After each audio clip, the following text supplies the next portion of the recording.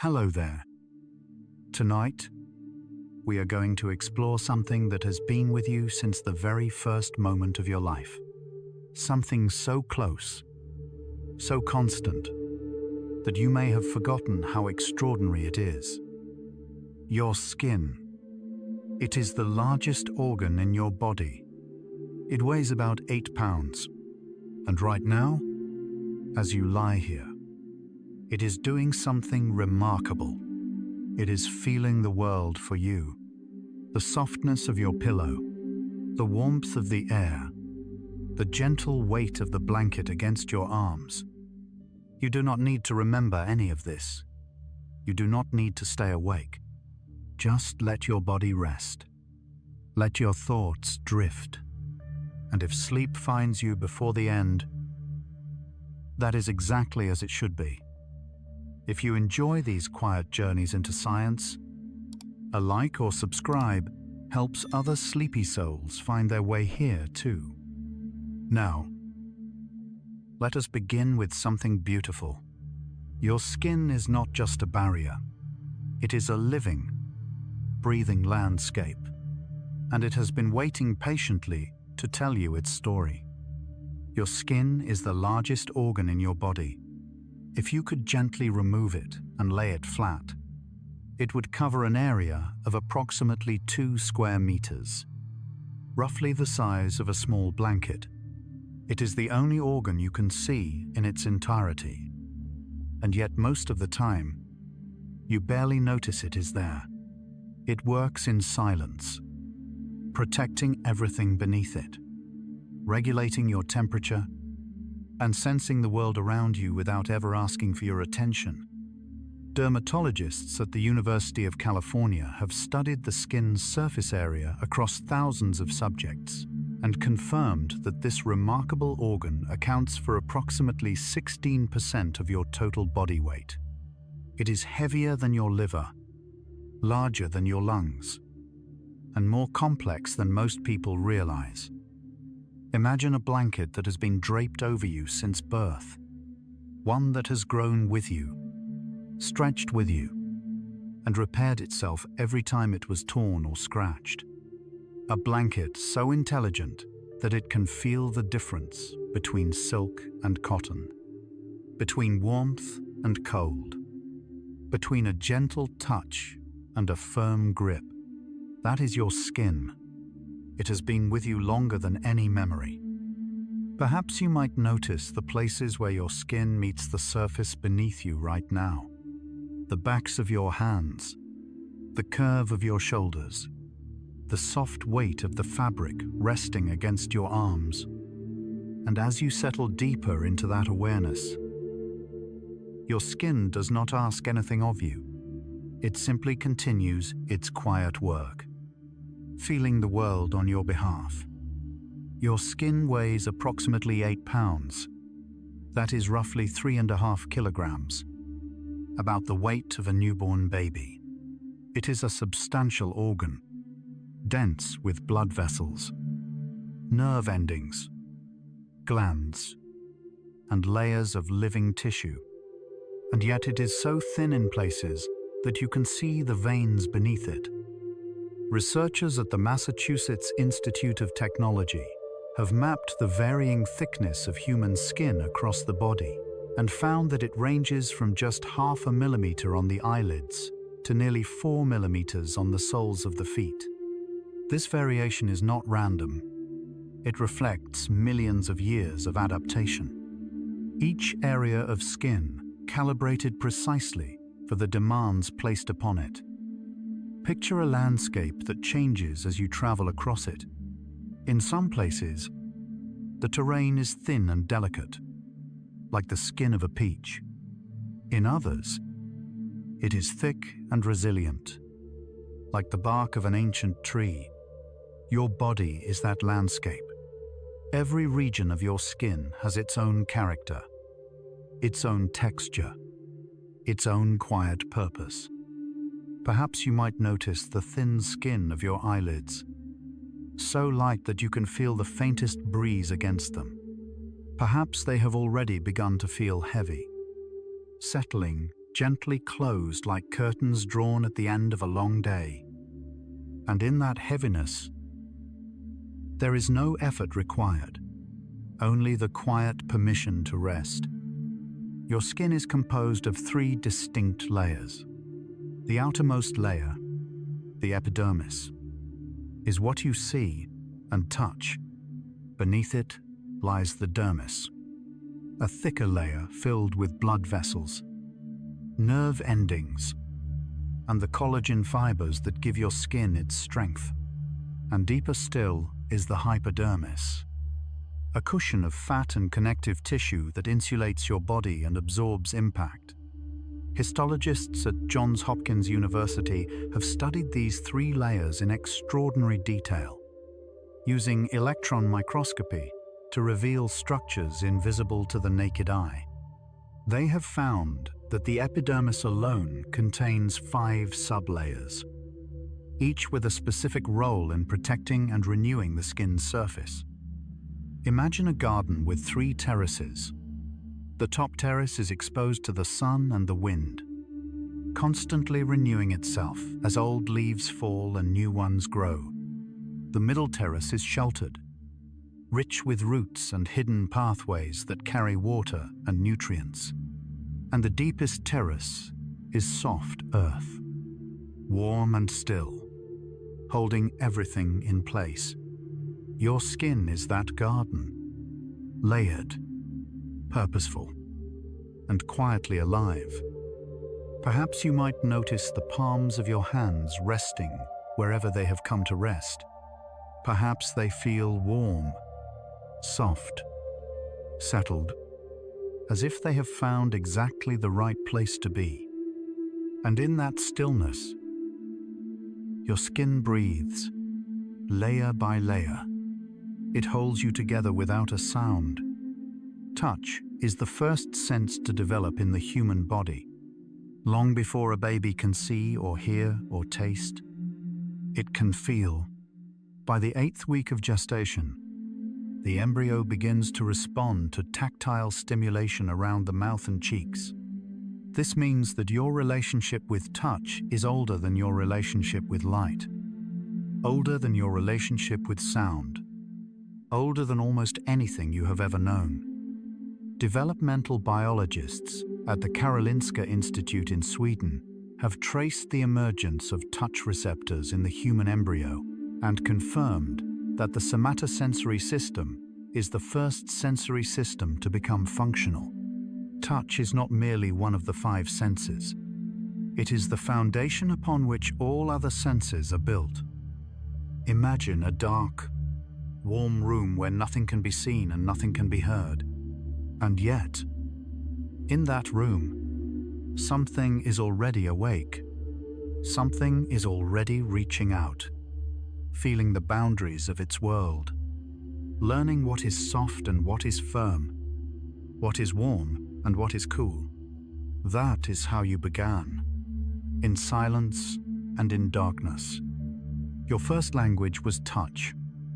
Perhaps you might notice your fingertips now, resting gently against the sheets or against your own skin. Perhaps they carry a warmth that has been there all along, quiet and patient.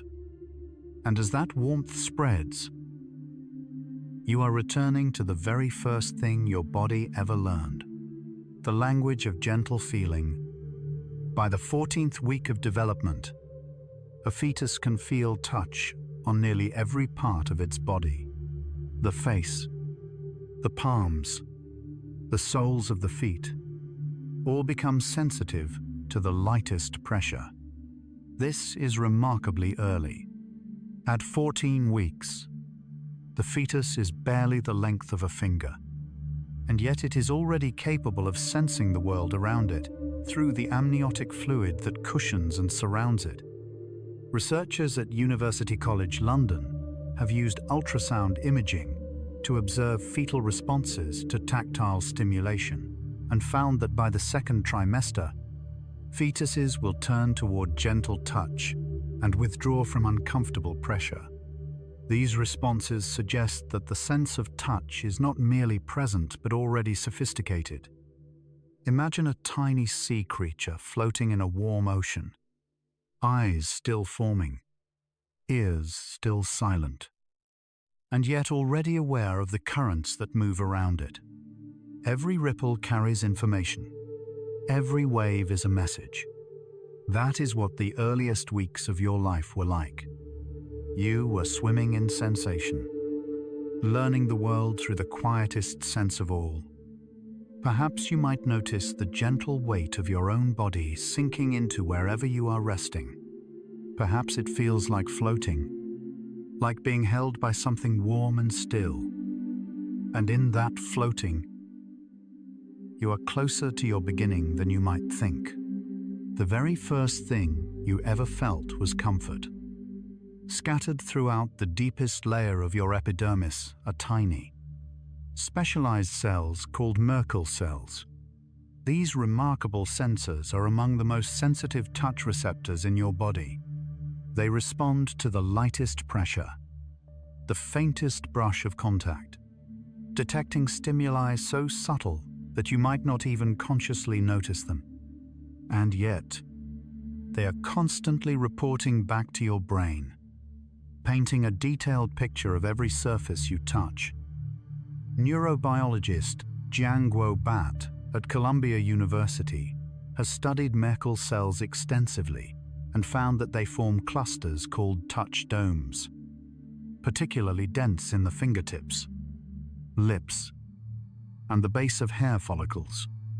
These clusters allow the skin to detect textures, edges, and contours with extraordinary precision. Imagine a field of tiny flowers, each one so delicate that it responds to the weight of a single raindrop. When the rain falls, each flower bends just slightly, and together they create a map of where the rain has landed. Merkel cells work in the same way. Each one bends under the lightest touch, and together they map the world beneath your fingertips. Perhaps you might notice the very tips of your fingers now. Perhaps they feel alive with a quiet sensitivity, as if they are listening to the surface they are resting against. And in that listening, your skin is reading the world for you, one gentle impression at a time. Your fingertips contain approximately 2,500 touch receptors per square centimeter. That is one of the highest densities of sensory receptors anywhere in the human body. It is the reason you can feel the texture of a single thread, the edge of a coin, or the faintest ridge on a smooth surface. Your fingertips are, in a very real sense, the most articulate part of your body. Researchers at the University of Umeå in Sweden conducted experiments in which participants were asked to detect tiny raised dots on smooth surfaces using only their fingertips. The results were remarkable. Human fingertips could reliably detect features as small as 13 nanometers, which is smaller than most viruses. The researchers concluded that human touch sensitivity approaches the limits of what is physically possible. Picture a pianist sitting at a grand piano, eyes closed, playing a piece entirely from memory. Every note is found by feel alone, each key distinguished from the one beside it by the slightest difference in position and pressure. Your fingertips are capable of this kind of precision every moment of every day, sensing the world with a resolution that no camera or microphone can match. Perhaps you might notice your hands softening now, the tension in your fingers dissolving, as if they have decided that tonight they do not need to reach for anything at all. And as your hands rest, the 2,500 receptors in each fingertip continue their silent conversation with the world, quiet, patient, and endlessly precise. Just beneath the surface of your skin, in the upper layers of the dermis, lie the Meissner's corpuscles. These elegant receptors are specialists in detecting light, fluttering touch, the kind of sensation you feel when a feather brushes your arm or a breeze passes over your face. They are most concentrated in the fingertips, the palms, and the soles of the feet, the areas where sensitivity to movement matters most. Anatomist Georg Meissner first described these receptors in 1852, and since then, researchers at the Max Planck Institute for Intelligent Systems have mapped their distribution across the human body. They found that Meissner's corpuscles are particularly responsive to low-frequency vibrations, making them essential for detecting the texture of objects and the movement of things against the skin. Imagine a pond so still that you can see the reflection of every star, and then the smallest insect lands on the surface, and a single ripple spreads outward. Meissner's corpuscles are like that pond. They detect the smallest disturbance, the lightest flutter, and send that information rippling up to your brain. Perhaps you might notice the air moving gently across your skin, so faintly that you might have missed it until now. Perhaps the hairs on your arms have registered a current that your conscious mind had not yet noticed. And in that quiet detection, your skin is always awake. Even when you are drifting towards sleep, deep within the dermis and the subcutaneous tissue, the Pacinian corpuscles wait. These are the largest mechanoreceptors in the human body, and they are specialists in detecting deep pressure and high-frequency vibration. Unlike the delicate Meissner's corpuscles near the surface, Pacinian corpuscles respond to the heavier forces, the rumble of a passing truck, the vibration of a tuning fork, the deep pulse of a drumbeat felt through the floor.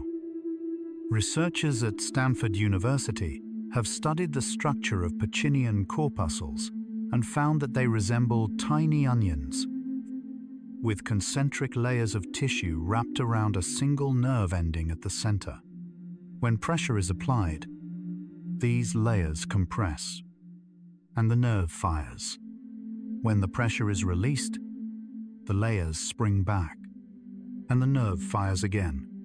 This makes them uniquely sensitive to changes in pressure, rather than sustained contact. Picture the roots of an ancient tree, spread deep underground, sensing the vibrations of the earth. When thunder rolls across the sky, the roots feel it. When a river shifts its course nearby, the roots feel that too. Pacinian corpuscles are your body's deep roots, sensing the vibrations that travel through the world beneath the surface. Perhaps you might notice the places where your body presses most firmly into the surface beneath you. The weight of your hips, the solidity of your back, the grounding pressure of your heels. And in that grounding, there is a steadiness that runs deeper than thought, a quiet anchoring that holds you in place while everything else softens. The fourth type of mechanoreceptor in your skin is the Ruffini ending. These sensors are found deep in the dermis and are specialized for detecting stretching. When your skin is pulled or stretched, whether by the movement of a joint, the weight of gravity, or the slow shift of your body as you breathe, the Ruffini endings respond. They are the reason you can feel your own posture without looking, the reason your body knows its own shape even in the dark. Neuroscientists at the University of Gothenburg have shown that Ruffini endings play a particularly significant role in proprioception, the body's sense of its own position in space. They are distributed widely across the skin, especially in the hands and the joints, where awareness of stretch and movement is most critical. Imagine the rigging of a sailing ship, dozens of ropes and cables running from the mast to the deck, each one under a slightly different tension. When the wind shifts, the tension changes, and the sailor can feel the new direction without ever looking up at the sails. Your Ruffini endings are those cables, sensing the tension across your skin, telling your brain how your body is arranged in space. Perhaps you might notice the gentle stretch of skin across your chest as you breathe, expanding and softening, in a rhythm as old as your first breath. And in that rhythm, your body knows exactly where it is. It does not need your help. It simply rests and feels and breathes. These 4 types of mechanoreceptors: Merkel cells, Meissner's corpuscles, Pacinian corpuscles, and Ruffini endings, work together in concert. They are not isolated instruments playing alone. They are an orchestra, each one contributing its unique voice to a symphony of sensation that your brain assembles into a single, seamless experience of touch. Neuroscientists at the University of Chicago have mapped the neural pathways that carry information from these 4 receptor types to the somatosensory cortex, the region of the brain responsible for processing touch. They found that the brain does not simply receive 4 separate signals, it integrates them, combining pressure, vibration, texture, and stretch into a unified perception so smooth that you experience it as a single feeling. Imagine an orchestra tuning before a performance. The violins hum, the cellos murmur, the woodwinds breathe, and the percussion taps softly. Alone, each sound is incomplete, but when the conductor raises the baton and they play together, the music becomes whole. That is what your skin does every moment. 4 types of receptors, playing together, creating the music of touch. Perhaps you might notice the completeness of what you are feeling right now. The warmth, the pressure, the texture, the stillness, all blending into a single sensation of comfort. And in that completeness, there is nothing missing. Your skin has already composed the music. You are simply listening. Beneath the surface of your skin, woven through the hairy regions of your body, are nerve fibers unlike any other. They are called C-tactile fibers, and they have one remarkable specialization. They respond only to gentle, slow touch. They do not fire when you are poked or pinched or pressed. They awaken only when something soft and warm moves slowly across your skin, at a speed of approximately 3 centimeters per second, roughly the pace of a tender caress. Neuroscientist Håkan Olausson at the University of Gothenburg, along with Line Loken and colleagues, published a landmark study in 2009 demonstrating that C-tactile fibers are tuned specifically to the parameters of social, affectionate touch. They fire most vigorously when the stimulus matches skin temperature and moves at a gentle, steady pace. The researchers concluded that these fibers exist for one primary purpose: to encode the pleasure and comfort of being touched with kindness. Imagine a path through a forest that only opens when you walk slowly. If you rush, the branch is close and the way is blocked. But if you move gently, step by step, the trees part and the path reveals itself. C-tactile fibers are like that path. They only respond to gentleness. They are your body's way of recognizing tenderness. Perhaps you might notice a softness forming on the surface of your forearms or along the backs of your hands, as if the skin there has remembered what it feels like to be touched with care. And as that memory surfaces, your body does not reach for it. It simply receives it. Quietly. The way the Earth receives the first rain after a long dry season. The optimal speed for activating sea tactile fibers is approximately 3 centimeters per second. This is not an arbitrary number. It corresponds almost exactly to the natural speed at which a human hand moves when stroking the skin of someone it cares for. It is the pace of a parent soothing a child, the pace of a hand resting on the arm of a friend, the pace of tenderness expressed through touch. Researchers at Liverpool John Moores University tested a range of stroking speeds and found that participants consistently rated 3 centimeters per second as the most pleasant. Faster speeds felt less comforting. Slower speeds felt less natural. 3 centimeters per second is the golden ratio of gentle touch, and your body is calibrated to recognize it. Picture a river flowing through a valley at exactly the right speed, not too fast to erode the banks, not too slow to become stagnant. The water moves at a pace that nourishes everything it touches, carrying warmth, carrying nutrients, carrying life. That is the pace of 3 centimeters per second. It is the speed at which comfort travels through your skin. Perhaps you might notice the pace of your own breathing now, slow and steady, settling into a rhythm that feels unhurried, a rhythm that your body recognizes as safe. And in that unhurried rhythm, your skin and your breath find the same tempo, gentle, patient, and perfectly timed. Sea tactile fibers have another remarkable property. They fire most vigorously when the touch stimulus matches the temperature of the skin itself, approximately 32 degrees Celsius. This means that your body is most sensitive to touch that feels like another human body.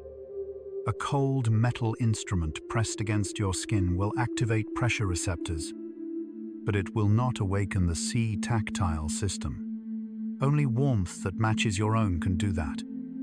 Professor Francis McGlone at Liverpool John Moores University has spent decades studying affective touch and has written extensively about the role of temperature in sea tactile activation. His research suggests that these fibers evolved specifically to detect social touch, the kind of contact that comes from another living being. In this sense, your skin is not merely a sensory organ. It is a social organ, designed to recognize the warmth of connection. Imagine 2 candles placed side by side.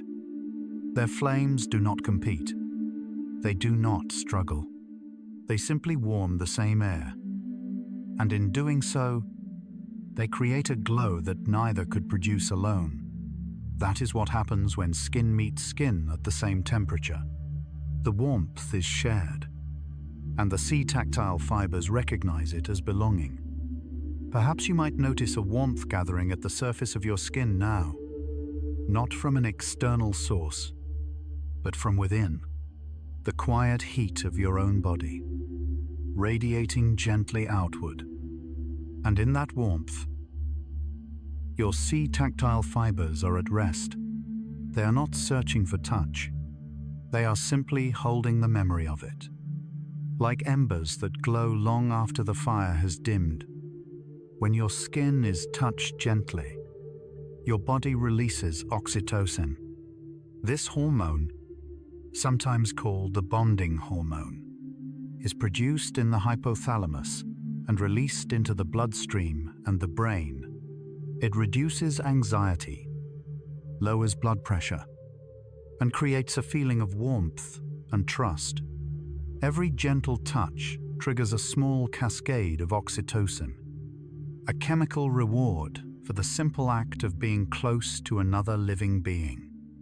Dr. Kerstin Uvnäs Moberg at the Swedish University of Agricultural Sciences has spent over 3 decades studying oxytocin and its relationship to touch. Her research has shown that even brief periods of gentle skin contact can produce measurable increases in oxytocin levels, accompanied by reductions in cortisol, the body's primary stress hormone. She describes oxytocin as the calm and connection hormone, the chemical signature of safety. Imagine a garden gate that only opens when you knock gently. If you pound on it, it stays locked. But if you tap softly, it swings wide. And behind it is a garden filled with warmth and light. Oxytocin is what waits behind that gate, and gentle touch is the soft knock that opens it. Perhaps you might notice a quietness settling into your chest, a stillness that feels less like the absence of something and more like the presence of something, a warmth that has been gathering without your knowledge. And as oxytocin moves through your blood, it does not announce itself. It simply softens the edges of everything, the way twilight softens the edges of the sky. Gentle touch does not only release oxytocin, it also reduces cortisol, the hormone your body produces when it is under stress. Cortisol is useful in emergencies. It sharpens your focus, speeds your heart, and prepares you to act. But when cortisol remains elevated for too long, it becomes harmful, disrupting sleep, weakening the immune system, and increasing inflammation throughout the body. Researchers at the Touch Research Institute at the University of Miami have conducted over 100 studies on the physiological effects of touch. Their findings consistently show that massage, skin-to-skin contact, and even brief periods of gentle stroking produce significant reductions in salivary cortisol levels. The effect is measurable within minutes and can last for hours. Picture a pot of water that has been boiling for too long. The surface churns, the steam rises, and the water level slowly drops. Now imagine a gentle hand placing a lid on the pot, not to trap the heat, but to calm the surface. The churning slows, the steam quiets, the water settles. That is what gentle touch does to cortisol. It places a quiet lid on the stress your body has been carrying. Perhaps you might notice your shoulders now. Perhaps they have been holding something all day, a tension you did not realize was there. Perhaps they are beginning to soften, releasing downward, just a little. And as the cortisol quiets, your body remembers what it feels like to be still, not frozen, not vigilant, simply still. In 2024, researcher Julian Packheiser and colleagues published a landmark meta-analysis examining the health effects of touch across 137 studies involving more than 13,000 volunteers. The results were unequivocal. Touch produces measurable benefits for both physical and mental health, reducing pain, lowering anxiety, improving immune function, and enhancing feelings of social connection. The meta-analysis, published in the journal Nature Human Behavior, found that the benefits of touch were consistent across age groups, cultures, and types of touch, whether the touch came from a partner, a healthcare worker, or even a weighted blanket. The body responded with the same fundamental shift, a movement toward calm, toward safety, toward rest. Imagine a river that has been running through every country on Earth, touching every culture, every generation, every age. The languages change, the landscapes change, the names change, but the river remains the same. Touch is that river. It flows through every human life, and wherever it goes, it carries the same quiet message. You are not alone. Perhaps you might notice that your body has already received that message tonight. Perhaps it arrived without words, carried only by the gentle pressure of fabric against skin. And in that gentle pressure, 13,000 volunteers and 137 studies all agree. Touch heals. And your skin already knows this. When a newborn baby is placed on its parent's bare chest immediately after birth, something remarkable happens. The baby's heart rate stabilizes. Its breathing deepens. Its body temperature regulates. Cortisol levels drop. This practice, known as kangaroo care, has been studied extensively in neonatal intensive care units around the world and has been shown to reduce infant mortality, improve weight gain, and strengthen the bond between parent and child. Dr. Nathalie Sharpak at the Kangaroo Foundation in Bogotá, Colombia, has spent decades researching and promoting skin-to-skin contact for premature infants. Her studies have shown that kangaroo care produces benefits that persist for years, with children who received early skin contact showing better cognitive development, stronger immune systems, and more secure attachment patterns well into childhood. Picture a small bird that has fallen from its nest. It lies on the cold ground, trembling, and then a warm hand lifts it, cups it gently, and holds it against a beating heart. Within moments, the trembling stops. The bird does not understand why. It only knows that something warm is close. And that is enough. That is what skin-to-skin contact does for a newborn. It does not explain safety. It simply provides it. Perhaps you might notice the gentle rise and fall of your own chest, the warmth that gathers there, the quiet pulse beneath your ribs. And in that pulse, the oldest medicine in the world is still at work. Skin to skin, warmth to warmth, heartbeat to heartbeat. When you are touched gently, the signal travels through C-tactile fibers and other sensory neurons to a region of the brain called the insular cortex. This area, tucked deep within the folds of the cerebral cortex, is responsible for processing not just the physical sensation of touch, but its emotional meaning. It is the part of your brain that transforms a physical stimulus into a feeling of comfort, belonging, or safety. Neuroscientist A.D. Craig at the Barrow Neurological Institute has mapped the neural pathways of affective touch and shown that the insular cortex integrates information from the body with emotional and social context. It does not simply register that you have been touched. It interprets whether that touch was kind, whether it was safe, and whether it came from someone you trust.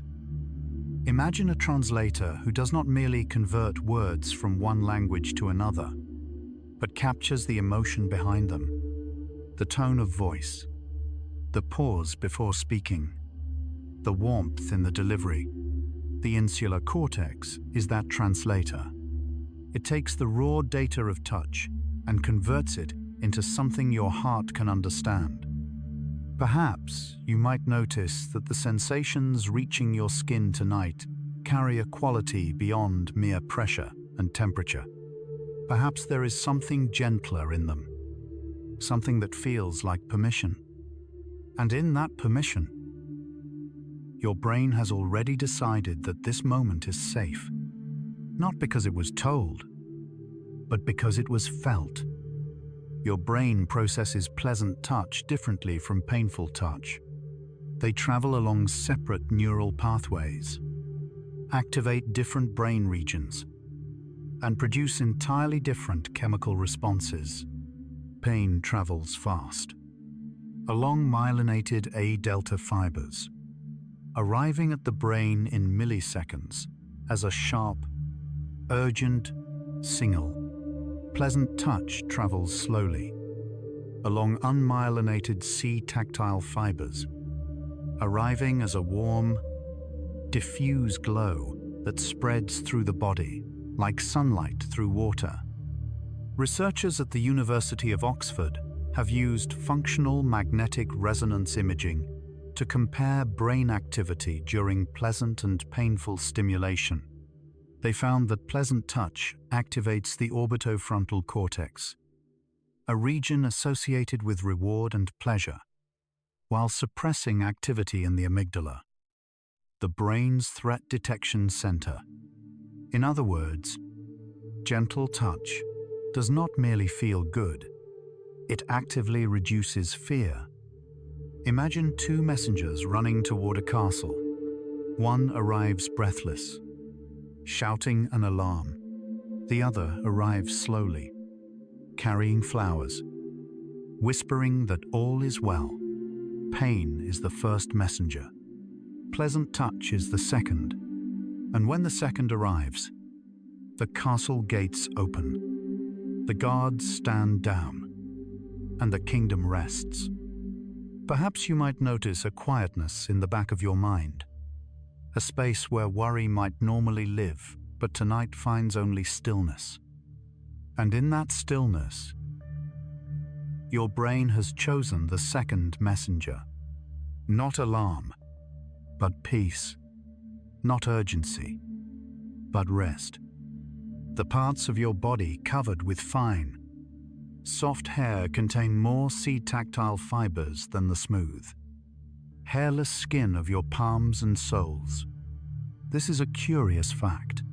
The hairy skin of your forearms, your back, your thighs, and your shoulders is more sensitive to gentle, affectionate touch than the skin you use most actively to explore the world. Professor Francis McGlone has described this distribution as evidence that C-tactile fibers evolved not for exploration, but for social bonding. The areas of your body most likely to be touched by another person in a caring gesture, the arm, the shoulder, the back, are precisely the areas where these fibers are most abundant. Picture a meadow where the tallest grass grows not at the edges, where the wind is strongest, but in the sheltered center, where the air is still and the ground is soft. C-tactile fibers are like that tall grass. They grow most densely in the places most sheltered, most likely to receive gentleness. Perhaps you might notice the skin of your forearms now, resting wherever they have settled. Perhaps there is a quiet alertness there, a readiness to receive comfort that requires no effort on your part. And in that readiness, your body has been preparing for rest all along. The receptors for gentleness are already in place. The forearm is one of the most sensitive areas on the human body for gentle, affectionate touch. Studies have consistently shown that when participants are asked to rate the pleasantness of stroking at various body sites, the forearm ranks among the highest. This is partly due to the high density of C-tactile fibers in the forearm skin, and partly because the forearm is one of the most socially accessible parts of the body. Researchers at Linköping University in Sweden conducted a study in 2015 in which participants received gentle stroking on multiple body sites while their brain activity was monitored. The forearm produced the strongest activation in the posterior insular cortex, the region most closely associated with the pleasant, emotional component of touch. Imagine a path through a garden that leads to the quietest bench, the one beneath the oldest tree, where the shade is deepest and the air is coolest. Your forearm is that bench. It is the place on your body where gentle touch finds its deepest welcome. Perhaps you might notice your wrists and forearms now, the soft skin on the inside, where the veins run close to the surface. Perhaps there is a pulse there, quiet and steady, counting the moments without urgency. And in that pulse, your skin holds the record of every gentle touch it has ever received, not in memory, but in sensitivity, not in thought, but in feeling. Something as simple as a hand placed on a shoulder can lower blood pressure. The effect is not dramatic, but it is real, measurable, and consistent across dozens of clinical studies. A brief period of gentle contact, lasting as little as 10 seconds, is enough to trigger a cascade of physiological changes. Reduced heart rate, decreased cortisol, increased oxytocin, and a measurable drop in both systolic and diastolic blood pressure. Cardiologists at the University of North Carolina conducted a study in 2005 in which couples were asked to hold hands and then hug for 20 seconds before a stressful event. Those who received the physical contact showed significantly lower blood pressure and heart rate responses to the stress compared to those who did not. The researchers concluded that warm physical contact before a stressful event buffers the cardiovascular system. Picture a stone that has been sitting in a rushing stream all day, the water pounding against it. Now imagine the water slowing, the current easing, and a warm hand lifting the stone out of the stream and placing it on a dry, sun-warmed bank. That is what gentle touch does to your blood pressure. It lifts you out of the current and places you somewhere warm and still. Perhaps you might notice a gentleness in your own pulse now, a rhythm that is not rushing, not pounding, simply moving at the pace of quiet evening. And in that quiet rhythm, your heart has already received the message. The hand has been placed. The pressure has softened, and you are safe. Touch can communicate distinct emotions with remarkable accuracy.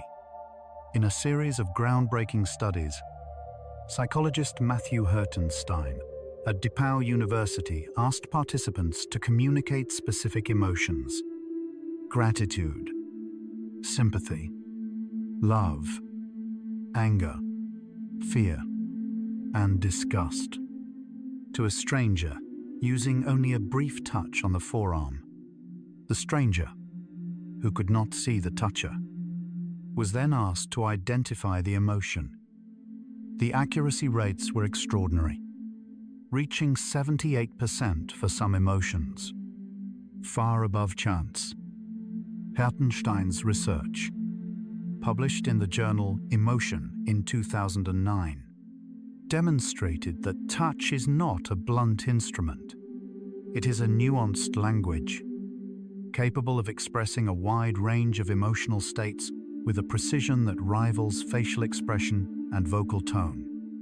Imagine a conversation conducted entirely in whispers, where every word is understood not through volume but through subtlety, through the weight of each syllable, the pause between phrases, the warmth of the breath. That is the language of touch. It does not shout. It does not need to. It communicates through pressure, through duration, through the quiet intention behind the contact.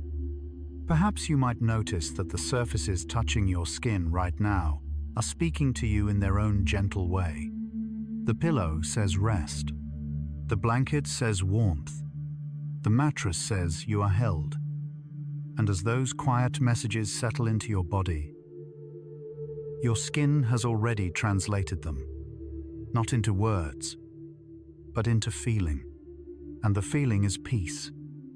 And as your skin continues to feel the world around you, beneath its surface, an entire ecosystem is alive, a landscape of tiny organisms, working in silence, standing guard through every moment of your life. Your skin is home to approximately 1 trillion microorganisms.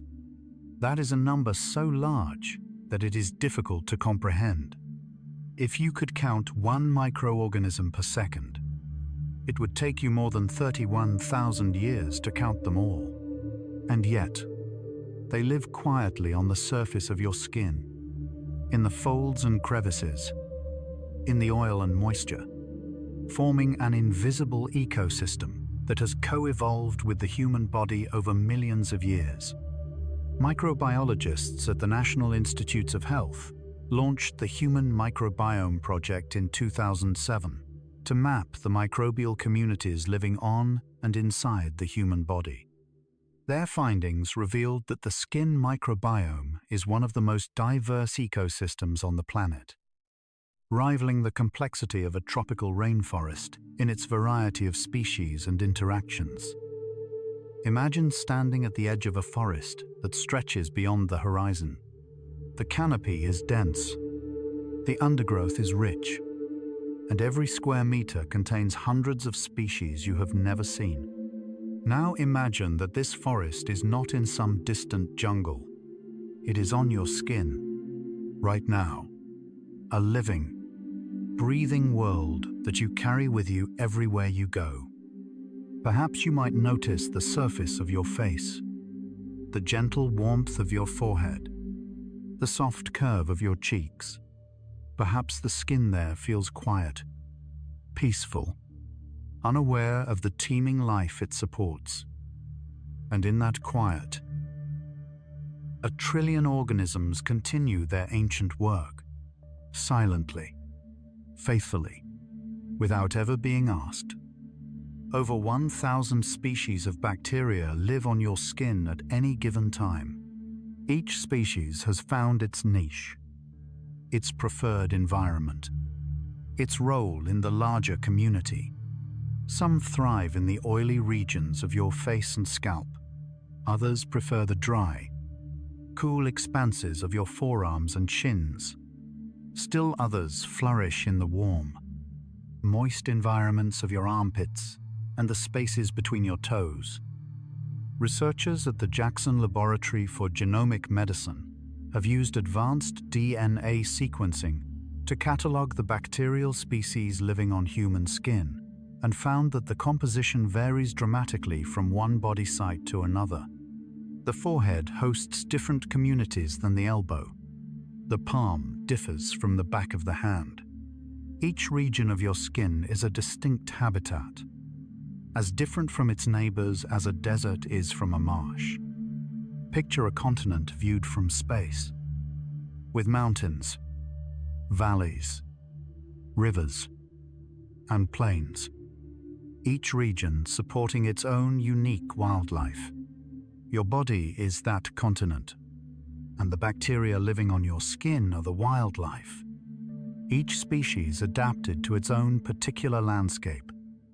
Perhaps you might notice the diversity of textures across your own body, the smoothness of your cheeks, the roughness of your elbows, the softness behind your ears.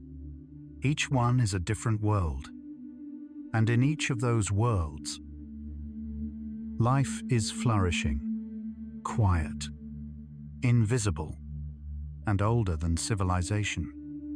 Different areas of your body host remarkably different microbial communities. The ecosystem of your armpit, warm and moist and rich in nutrients, bears almost no resemblance to the ecosystem of your forearm, which is cool, dry, and relatively sparse. This is not a coincidence. Each community has adapted over thousands of generations to thrive in its specific environment, and each contributes to the health of the skin in its own way. Dermatologists at the University of Pennsylvania have mapped the skin microbiome at 20 different body sites and found that the most diverse communities live in the driest areas of the body, while the least diverse communities inhabit the most oily regions. The researchers suggest that oil-rich environments favor a few dominant species, while dry environments allow a wider range of organisms to coexist. Imagine two gardens planted side by side. One is watered heavily and fertilized richly. A few strong plants dominate, growing tall and thick. The other receives only rain and sunlight. And in it, dozens of different flowers bloom, each one small but beautiful. Your skin hosts both kinds of gardens, and each one is healthy in its own way. Perhaps you might notice your neck now. The skin there, warm and soft, bridging the world of your face and the quieter landscape of your shoulders. Perhaps it has settled into stillness, unburdened by effort. And in that stillness, microbiomes shift gently from one territory to another, like seasons changing across a landscape you cannot see. Of all the bacteria living on your skin, perhaps none is more faithful than Staphylococcus epidermidis. This tiny organism is one of the most abundant species on the human body, found on virtually every person, at virtually every body site. It has been living on human skin for tens of thousands of years, evolving alongside us, adapting to our chemistry, and in return, providing a quiet but powerful form of protection. Microbiologist Michael Otto at the National Institute of Allergy and Infectious Diseases has studied Staphylococcus epidermidis extensively and found that it produces antimicrobial substances that inhibit the growth of harmful bacteria, including its dangerous relative, Staphylococcus aureus. It also helps train the immune system, teaching it to distinguish between harmless residents and genuine threats. Picture a guardian who has stood at the gate of a village for 1,000 generations. The guardian does not speak. It does not boast. It simply stands. And by standing, it keeps the village safe. That is Staphylococcus epidermidis. It is the oldest, most faithful protector your skin has ever known. Perhaps you might notice a sense of being watched over, not by anything you can see, but by something ancient and patient. Something that has been with you since before you could remember. And in that ancient patience, your skin is never truly unguarded. Even now, especially now, the Sentinels are at their posts. Staphylococcus epidermidis has been a companion of the human species for tens of thousands of years. As our ancestors migrated across continents, adapted to new climates, and built new civilizations, this bacterium traveled with them. It adapted to the changing chemistry of human skin as diets shifted, as clothing was invented, as the environments of our ancestors transformed. It is, in a very real sense, one of our oldest companions. Evolutionary biologists at the University of Bath have traced the phylogenetic history of Staphylococcus epidermidis and found that its lineages mirror the migration patterns of early humans. Populations that diverged tens of thousands of years ago carry distinct strains of this bacterium, suggesting that the relationship between human and microbe is ancient, intimate, and deeply intertwined. Imagine two travelers who have walked side by side for so long that neither can remember a time before the other. They do not need to speak. They do not need to explain. They simply walk together, each one knowing the other's pace, each one trusting the other's direction. That is the relationship between your skin and its most ancient resident. Perhaps you might notice your shoulders relaxing, dropping just slightly, as if releasing a weight they did not know they were carrying. Perhaps the skin across your shoulders has softened, opened, settled, and in that settling, You are resting in the company of something that has known your species longer than any written word, longer than any city, longer than any name. The beneficial bacteria living on your skin do not simply occupy space, they actively defend you. Many commensal bacteria produce substances called antimicrobial peptides, or AMPs, small proteins that kill or inhibit the growth of harmful microorganisms. These peptides are a first line of defense, working at the surface of your skin before any invader can reach the deeper layers. Immunologists at the University of California, San Diego have identified dozens of antimicrobial peptides produced by skin bacteria and have shown that these molecules work in concert with the body's own immune defenses. The human body produces its own antimicrobial peptide called LL37, and the bacterial AMPs complement it, creating a layered defense system that is far more effective than either could provide alone. Imagine a castle with two walls. The outer wall is built by the bacteria, strong and quick to repair. The inner wall is built by your immune system, thicker and more enduring. Together, the two walls form a defense that no single invader can easily breach. That is the partnership between your microbiome and your immune system. Perhaps you might notice the skin of your face softening, the muscles around your eyes releasing, the crease between your brows smoothing. Perhaps the defenses you hold during the day have begun to lower, gently, naturally, on their own. And as those defenses soften, the deeper defenses remain, quiet, ancient, and always at work.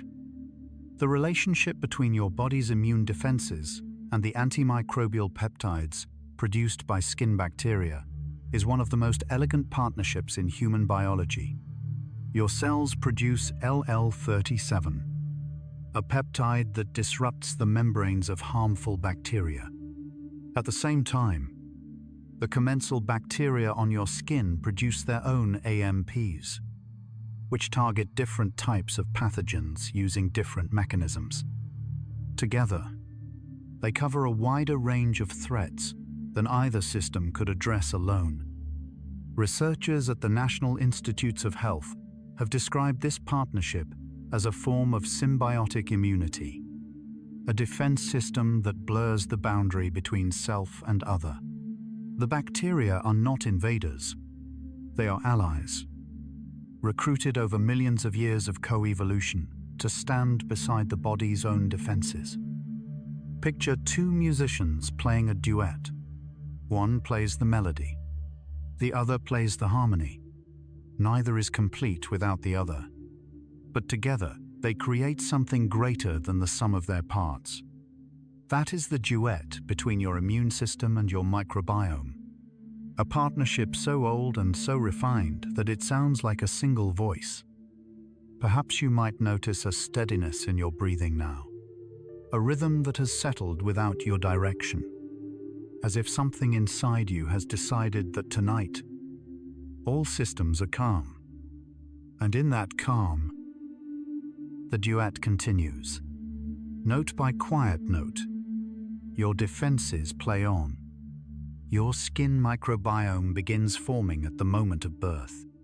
The very first bacteria to colonize a newborn's skin come from the environment of delivery, and they begin establishing communities that will influence the child's health for years to come. This initial colonization is a critical event, setting the foundation for the immune system's development and the skin's lifelong relationship with its microbial residents. Neonatologists at the University of Puerto Rico have studied the microbiome of newborns and found that the bacterial communities present in the first hours of life can have lasting effects on immune function, allergy risk, and skin health. The early microbiome acts as a teacher, introducing the immune system to the difference between friend and foe. Imagine the first seeds planted in a new garden. The soil is fresh, untouched, and the seeds that land first will shape the garden for years to come. Some will grow into strong, protective plants. Others will attract beneficial insects. The entire ecosystem of the garden depends on those first arrivals. Your skin at birth was that new garden, and the first bacteria were its founding seeds.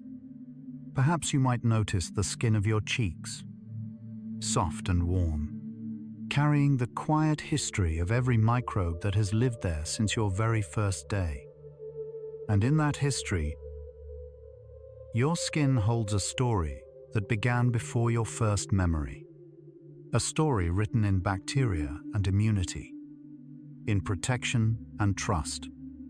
The method of delivery at birth has a measurable effect on the initial composition of a newborn's skin microbiome.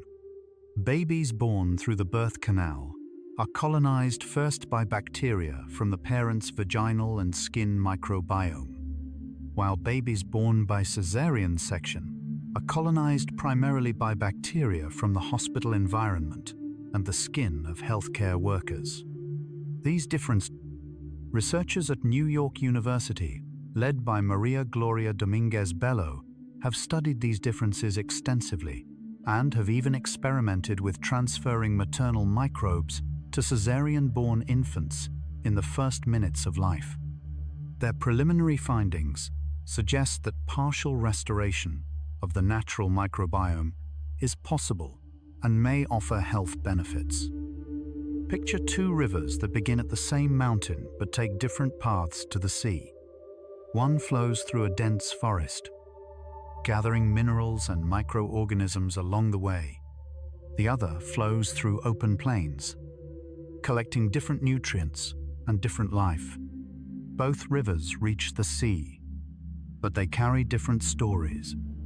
That is the difference between the two paths of birth, each one shaping the microbiome in its own way. Perhaps you might notice the whole of your body settling more deeply now, as if the story of your skin's earliest moments has given you permission to rest even further.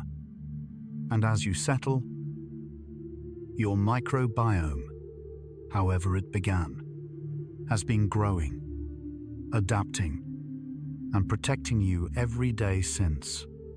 And tonight, it continues. Your skin maintains a slightly acidic surface, with a pH of approximately 4.5 to 5.5. This thin layer of acidity, known as the acid mantle, is one of the skin's most elegant defense mechanisms. It creates an environment that is hospitable to beneficial bacteria but hostile to many harmful pathogens. The acid mantle is not something you can see or feel, but it is working at every moment, quietly maintaining the chemical balance that keeps your skin healthy. Dermatologists at the Charité University Hospital in Berlin have studied the acid mantle extensively and found that disruptions to the skin's pH, whether from harsh soaps, environmental pollutants, or prolonged water exposure, can weaken the microbiome and increase susceptibility to infection. The acid mantle is, in this sense, the foundation upon which the entire skin ecosystem rests. Imagine a moat surrounding a castle, filled not with water but with a gentle mist that dissolves anything harmful that tries to cross. The mist is invisible, odorless, and constantly replenished. That is your acid mantle, a chemical barrier so subtle that you have never noticed it, and yet so effective that it has been protecting you since the day you were born. Perhaps you might notice the surface of your skin as something more than just a surface. Perhaps it has become a landscape with invisible layers, each one purposeful, each one quietly at work. And beneath that invisible shield, your skin rests in its own quiet chemistry, balanced, protected. and gently acidic. The acidity of your skin's surface is not merely a passive condition. It is actively maintained by a combination of sebum, sweat, and the metabolic byproducts of the bacteria living on your skin. Together, these substances create a chemical environment that suppresses the growth of harmful organisms while supporting the communities of beneficial bacteria that have adapted to thrive in acidic conditions. Biochemists at the University of Leeds have shown that when the skin's pH is artificially raised, making it less acidic, populations of harmful bacteria increase rapidly, while beneficial species decline. The acid mantle is not just a barrier, it is a gatekeeper, allowing friends to pass while turning enemies away. Picture a garden with soil that has been carefully balanced. The pH is just right, and the flowers that thrive in that soil bloom abundantly. But if someone changes the soil, adding too much lime or too much sulfur, the flowers wilt and weeds take their place. Your acid mantle is the gardener that keeps the soil balanced, ensuring that only the right organisms flourish. Perhaps you might notice the softness of the skin inside your elbows, a place where the acid mantle is thin and the skin is tender. Perhaps it feels warm there, protected, sheltered.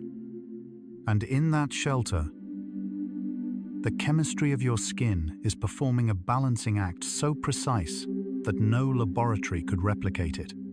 And it does so without a single thought from you. Your skin produces an oily substance called sebum, secreted by tiny glands embedded in the dermis called sebaceous glands. Sebum has many functions, but one of its most overlooked roles is feeding the beneficial bacteria on your skin. The lipids in sebum provide a rich source of nutrition for commensal organisms, particularly in the oily regions of the face, scalp, and upper chest. In return, these bacteria help maintain the acid mantle and produce antimicrobial substances that protect the skin. Researchers at the University of Copenhagen have analyzed the lipid composition of sebum and found that specific fatty acids in sebum serve as selective nutrients, favoring the growth of beneficial species over harmful ones. The relationship is symbiotic. Your skin feeds its microbiome, and in return, the microbiome defends your skin. Imagine a host who sets a table with care, choosing foods that will nourish the guests who protect the household, while offering nothing to those who might cause harm. Sebum is that host, setting a table every day that feeds the guardians and starves the invaders. Perhaps you might notice the gentle oiliness of the skin on your forehead or beside your nose. Perhaps it feels smooth, natural, as if the skin there knows exactly what it is doing. And in that knowing, your skin has been feeding its defenders all day. And now, as you rest, the feast continues in silence. Diversity in the skin microbiome is a sign of health. Just as a diverse rainforest is more resilient than a monoculture plantation, a skin microbiome with many different species is better able to resist infection, recover from disruption, and maintain the chemical balance that keeps the skin functioning properly. Ecologists at the European Molecular Biology Laboratory have studied the relationship between microbial diversity and skin health and found that individuals with more diverse skin microbiomes tend to have fewer inflammatory skin conditions and recover more quickly from environmental stressors. Diversity, it seems, is not just a marker of health. It is a mechanism of health. Picture a forest where every tree is the same species. When a disease strikes that species, the entire forest falls. Now picture a forest with hundreds of different species. each one resistant to different threats. When disease comes, some trees fall, but the forest stands. Your skin microbiome is healthiest when it resembles the second forest. Diverse, resilient, and endlessly adaptive. Perhaps you might notice the diversity of sensations across your body right now. Warmth here, coolness there, softness, pressure, stillness. Each sensation is a different ecosystem, alive and in balance. And in that balance, your skin thrives. Not because it is perfect, but because it is diverse. And diversity, in this quiet kingdom, is strength. Your face alone hosts over 800 species of microorganisms. This small area of skin, no larger than a sheet of paper, supports one of the most complex microbial communities on the entire human body. The forehead, the nose, the cheeks, the chin. Each area has its own distinct population, shaped by the unique combination of oil production, moisture, temperature, and exposure to the environment. Microbiologists at the Genome Institute of Singapore have used metagenomic sequencing to catalog the bacterial species on the human face and found that the diversity rivals that of the human gut, one of the most studied ecosystems in biology. The face, they concluded, is not just the most expressive part of the body, it is also one of the most ecologically complex. Imagine a city seen from above at night. Thousands of lights arranged in patterns that reveal neighborhoods, districts, and gathering places. The face is that city, its microbiome, a living metropolis where 800 species go about their lives in intricate patterns that science is only beginning to understand. Perhaps you might notice the skin of your forehead, smooth and warm, or the gentle curve of your cheeks. Perhaps the tension that lives there during the day has already begun to dissolve, replaced by the softness of evening. And in that softness, 800 species rest with you. They do not need the light. They do not need the noise. They thrive in the same quiet that you are settling into now. The skin in the crease of your elbow harbors one of the most unique microbial communities on the human body. This small, often overlooked area provides a warm, moist environment that supports a distinctive mix of bacteria found almost nowhere else.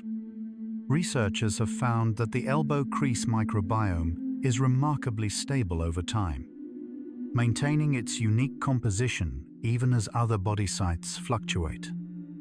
Scientists at the National Human Genome Research Institute studied the elbow crease as part of the Human Microbiome project and found that it hosts a particularly high abundance of proteobacteria, a group of organisms that thrive in moist environments and play a role in modulating the local immune response. Imagine a hidden valley between two mountains, sheltered from the wind, where a microclimate allows rare plants to grow that are found nowhere else on the mountain. The crease of your elbow is that valley, a sheltered niche where a unique community has taken root. Perhaps you might notice your arms resting wherever they have come to rest, the elbows bent or straight, the inner creases soft and warm. Perhaps there is a quietness there, a folded stillness, and in that stillness, a unique world thrives, hidden, sheltered, and perfectly at home. Your skin microbiome is not static. It shifts with the seasons, responding to changes in temperature, humidity, and ultraviolet light exposure. In summer, when the skin is warmer and more exposed to sunlight. Certain bacterial populations expand while others recede. In winter, when the air is dry and the skin is covered, the balance shifts again. Researchers at the University of Graz in Austria conducted a longitudinal study tracking the skin microbiome across all 4 seasons and found significant changes in microbial composition and diversity. Summer skin tended to host a more diverse community, while winter skin showed lower diversity but higher abundance of certain cold-adapted species. Picture a meadow that transforms with the seasons. In spring, wildflowers bloom. In summer, grasses grow tall. In autumn, the leaves turn. In winter, the ground rests beneath a blanket of snow. Your skin is that meadow, and its microbiome follows the same ancient rhythm, changing with the light, the warmth, and the turning of the year. Perhaps you might notice the season in your skin right now. Whatever month this may be, whatever the air feels like against your face, perhaps your skin has already adapted, already shifted, already found its seasonal balance. And in that balance, your microbiome is exactly where it should be, attuned to the season, attuned to the night, attuned to you. Your sweat contains a remarkable antimicrobial compound called dermcidin. This peptide is produced by the eccrine sweat glands and is secreted onto the surface of the skin whenever you perspire. Once on the skin, dermcidin is activated by the acidic environment of the acid mantle and begins killing harmful bacteria on contact. Immunologist Birgit Schittek at the University of Tübingen in Germany discovered dermcidin in 2001 and has since shown that it is effective against a broad range of pathogens, including Staphylococcus aureus and Escherichia coli. Unlike many antimicrobial substances, dermcidin works without harming the beneficial bacteria that live on the skin, making it a remarkably precise weapon. Imagine rain that falls only on weeds, leaving the flowers untouched. Every drop dissolves a weed, and every flower stands taller after the storm. Dermcidin is that rain, selective, precise, and gentle to everything that belongs. Perhaps you might notice a faint coolness on your skin, the kind that comes not from cold air but from the quiet work of your own body, maintaining its defenses even as you rest. And in that coolness, your sweat has left behind more than moisture. It has left behind a shield. Dermcidin kills harmful bacteria on contact, but it does so through an unusual mechanism. Rather than simply poisoning the bacteria, dermcidin integrates itself into the bacterial membrane, forming channels that disrupt the organism's ability to regulate its internal chemistry. The bacteria cannot maintain their internal balance, and they die. Meanwhile, the beneficial bacteria on your skin, which have co-evolved with dermcidin over millions of years, are resistant to its effects. Biophysicists at the University of Edinburgh have studied the structure of dermcidin channels using advanced imaging techniques and found that the peptide forms stable, ring-shaped structures that embed themselves in bacterial membranes with remarkable precision. The process is elegant, efficient, and entirely automatic. Picture a lock that opens only to the wrong key. When the wrong key is inserted, the lock does not simply refuse to turn. It dissolves the key entirely. But when the right key is used, the lock opens smoothly. Dermcidin works in a similar way, dissolving the membranes of harmful bacteria while leaving the friendly residence of your skin completely unharmed. Perhaps you might notice a sense of precision in your body tonight. Not the precision of effort, but the precision of systems that have been running perfectly for years without any instruction from you. And in that precision, your body is taking care of itself, dissolving what does not belong, protecting what does, and doing it all without a sound. Your skin microbiome is remarkably resilient. After washing with soap and water, the bacterial communities on your skin are temporarily disrupted, but they recover within hours. The beneficial organisms that have established themselves on your skin are not easily displaced. They have adapted to the specific chemistry of your body, and they return to their positions quickly. Like workers returning to a construction site after a brief rain, microbiologists at the University of Colorado, Boulder have tracked the recovery of skin microbiomes after various cleaning protocols and found that the core community, the species most closely adapted to the individual, rebounds with remarkable consistency. The researchers described the skin microbiome as having a set point, a baseline composition that the ecosystem naturally returns to after disturbance. Imagine a beach after a storm. The waves have rearranged the sand, scattered the shells, and churned the water. But within hours, the tide smooths the sand, the shells settle into new patterns, and the water clears. The beach is different in detail, but the same in essence. Your skin microbiome is that beach, resilient, self-correcting, and always returning to its natural state. Perhaps you might notice a sense of return in your own body, a settling back into a familiar rhythm, the way your breathing has found its pace, the way your muscles have found their resting positions. And in that return, your skin reminds you that disruption is temporary. Balance always returns. And tonight, everything is settling back into place. Each person's skin microbiome is as unique as a fingerprint. The specific combination of bacterial species living on your skin is determined by your genetics, your diet, your environment, your hygiene practices, and even the people and animals you interact with regularly. No two people on Earth share exactly the same skin microbiome, and forensic scientists have begun exploring whether microbial fingerprints could be used for identification. Researchers at the University of Colorado have demonstrated that the bacteria left behind on a surface by a person's hand can be matched back to that individual with a high degree of accuracy.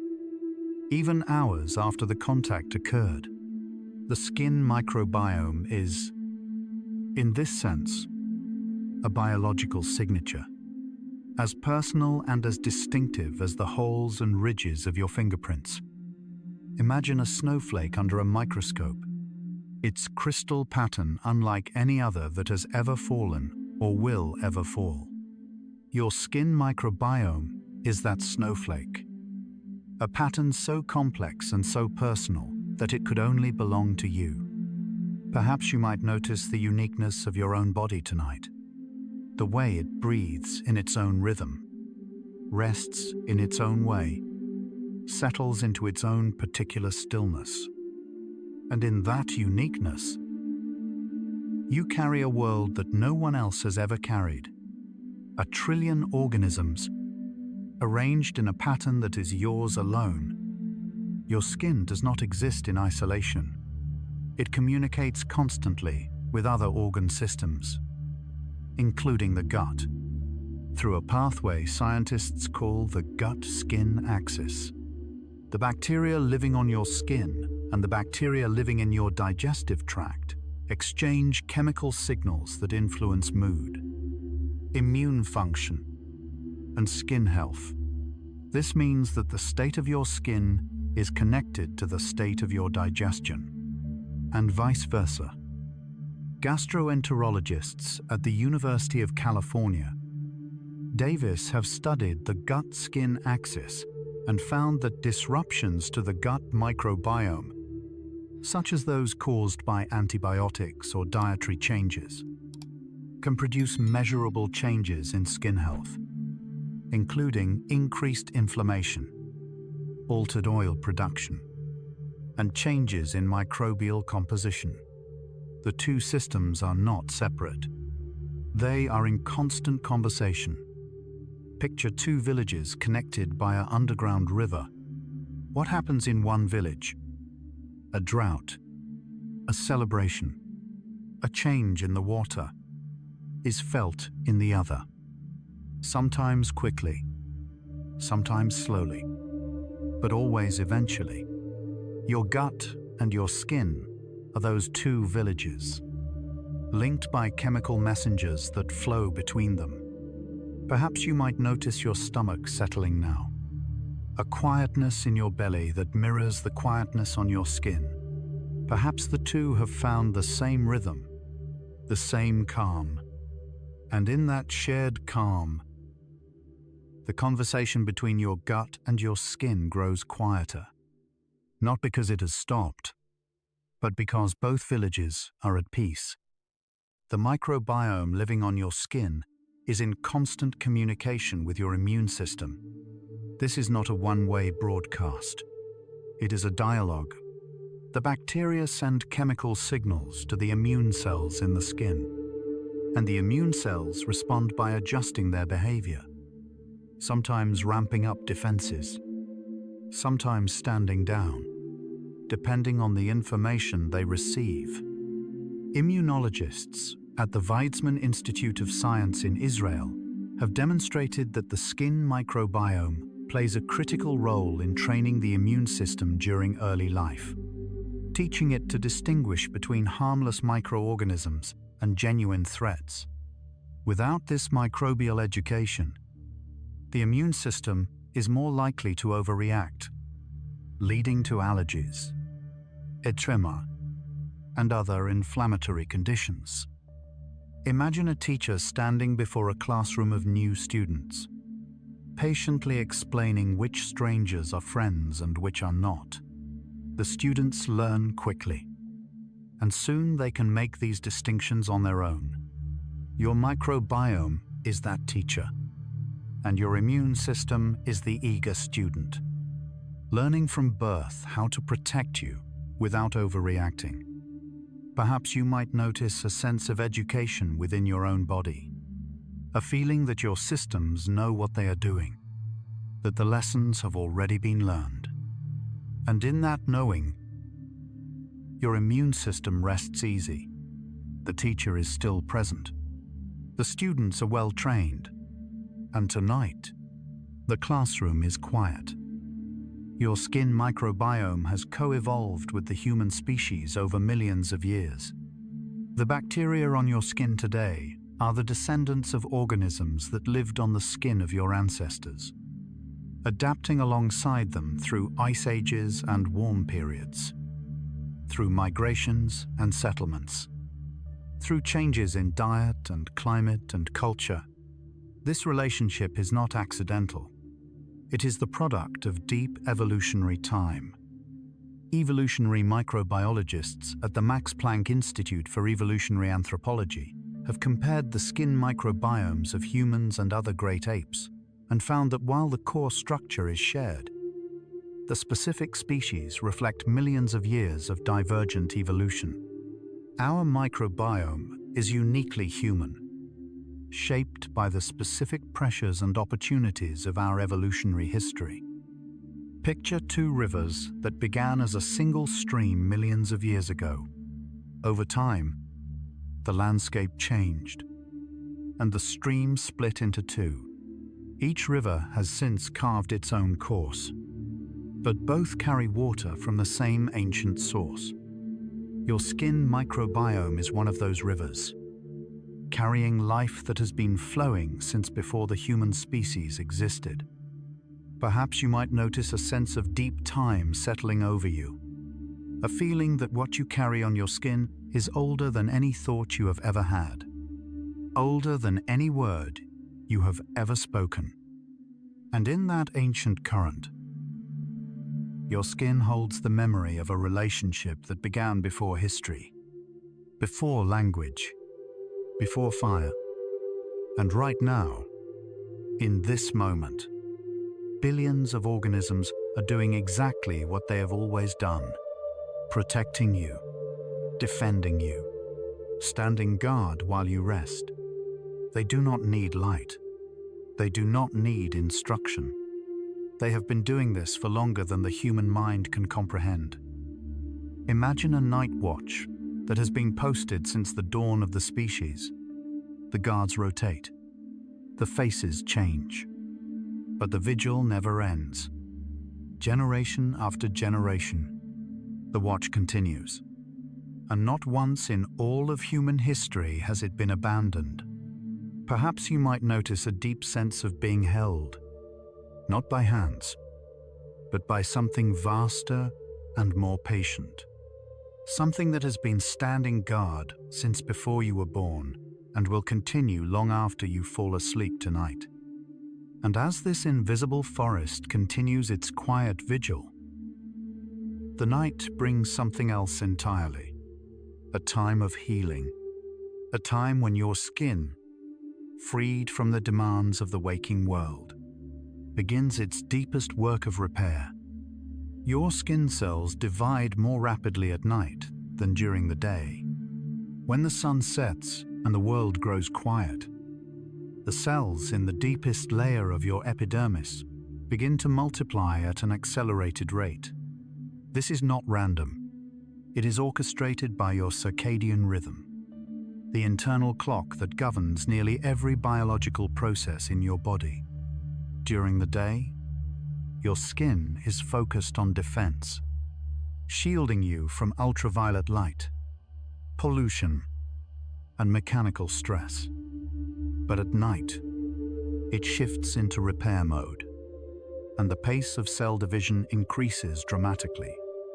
Researchers at the University of Manchester, studying human epidermal cells, found that the rate of cell proliferation follows a clear circadian pattern, with the highest rates of division occurring during the late evening and early nighttime hours.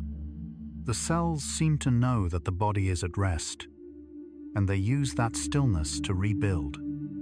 Imagine a team of night shift workers arriving just as the last daylight fades. They move quietly through darkened hallways, repairing what the day has worn down, replacing what has been lost. They do not need instructions. They have done this every night for as long as the body has existed. Your skin cells are those workers. And right now, their shift is beginning. Perhaps you might notice your chest rising and falling with each breath, a gentle rhythm that has settled into its own quiet pace. Perhaps the skin across your chest has softened, warmed by the stillness of the evening. And in that softness, the night shift has begun. Cell by quiet cell, your skin is renewing itself. The peak of skin cell renewal occurs between 11 at night and midnight. During this narrow window, the rate of cell division reaches its highest point, and the skin's regenerative machinery is running at full capacity. This is the hour when the body invests most heavily in repair, when damaged cells are replaced, when the architecture of the skin is quietly rebuilt from the inside out. Chronobiologists at the Karolinska Institute in Sweden have tracked the circadian rhythm of skin cell division and confirmed that the late evening peak is consistent across individuals and across seasons. The body, it seems, has chosen the deepest part of the night for its most intensive work. Picture a construction site that operates only under moonlight. The scaffolding goes up after sunset. The foundations are poured in darkness. The walls rise while the city sleeps. By morning, The work is invisible, but the structure is stronger than it was the day before. That is what is happening beneath your skin right now. A moonlit construction project that has been running every night of your life. Perhaps you might notice a heaviness settling into your stomach, a warmth pooling there, as if your body is drawing its energy inward, focusing its resources on the quiet work of the night. And in that inward turning, the peak hour approaches, and your skin is ready. Growth hormone, released in its greatest quantities during deep sleep, drives collagen production in the skin. Collagen is the protein that gives skin its structure, its firmness, and its ability to resist damage. Without adequate collagen, skin becomes thin, fragile, and slow to heal. Growth hormone is the signal that tells fibroblasts, the cells responsible for producing collagen, to increase their output. And this signal is strongest during the deepest stages of sleep. Endocrinologists at the University of Chicago have demonstrated that growth hormone secretion follows a pulsatile pattern during sleep, with the largest pulse occurring within the first 90 minutes of falling asleep. This early surge of growth hormone sets the stage for hours of collagen synthesis that continue throughout the night. Imagine a master weaver sitting before a great loom. The loom has been quiet all day, waiting. But as the night deepens, the weaver begins to work, pulling threads of collagen through the fabric of your skin, reinforcing what has thinned, repairing what has torn, weaving new strength into the structure that holds you together. Growth hormone is the signal that wakes the weaver, and deep sleep is the time when the finest threads are spun. Perhaps you might notice your back settling more deeply into whatever surface supports you, the muscles along your spine releasing, the skin there warm and heavy and still. And in that stillness, the weaver is at work, thread by thread. Your skin grows stronger. Collagen synthesis in the skin increases by up to 30% during the nighttime hours compared to the day. This is not a small difference. It represents a substantial investment of biological resources, directed specifically toward maintaining the structural integrity of the skin. The body prioritizes this work during sleep because the conditions or ideal stress hormones are low. Blood flow to the skin is elevated, and the cellular machinery is free from the demands of daytime defense.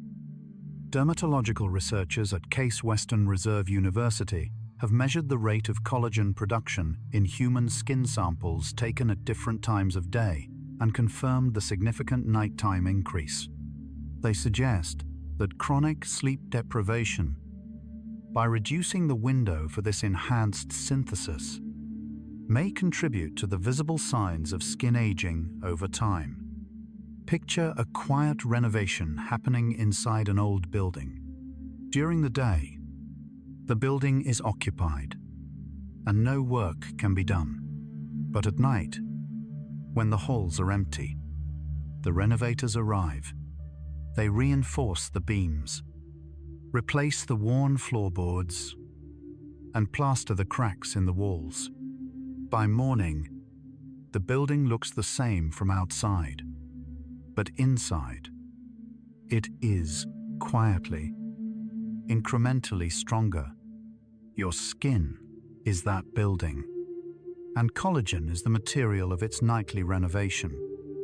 Perhaps you might notice the skin of your stomach softening, the muscles beneath it releasing their hold, as if your body has decided that tonight there is nothing to brace against. And in that release, the renovation continues. 30% more collagen, woven into the fabric of your skin. With every night of rest, melatonin, the hormone most associated with sleep, also acts as a powerful antioxidant for the skin. When melatonin is released by the pineal gland in response to darkness, it circulates through the body and reaches the skin, where it neutralizes free radicals, the unstable molecules that damage cells and accelerate aging. This antioxidant function is separate from melatonin's role in regulating sleep, and it represents an additional layer of protection that the body provides during the nighttime hours. Biochemists at the University of Zurich have studied the antioxidant properties of melatonin in skin cells and found that it is remarkably effective at scavenging reactive oxygen species. The most common type of free radical produced by ultraviolet radiation and environmental pollution, melatonin does not simply neutralize one free radical at a time. Its chemical structure allows it to cascade, with each molecule neutralizing multiple free radicals in sequence. Imagine a gentle tide that rolls in after sunset, washing over a beach littered with the debris of the day. Shells, seaweed, fragments of broken things. The tide does not crash. It does not rush. It simply flows, lifting each piece of debris and carrying it away, leaving the sand smooth and clean.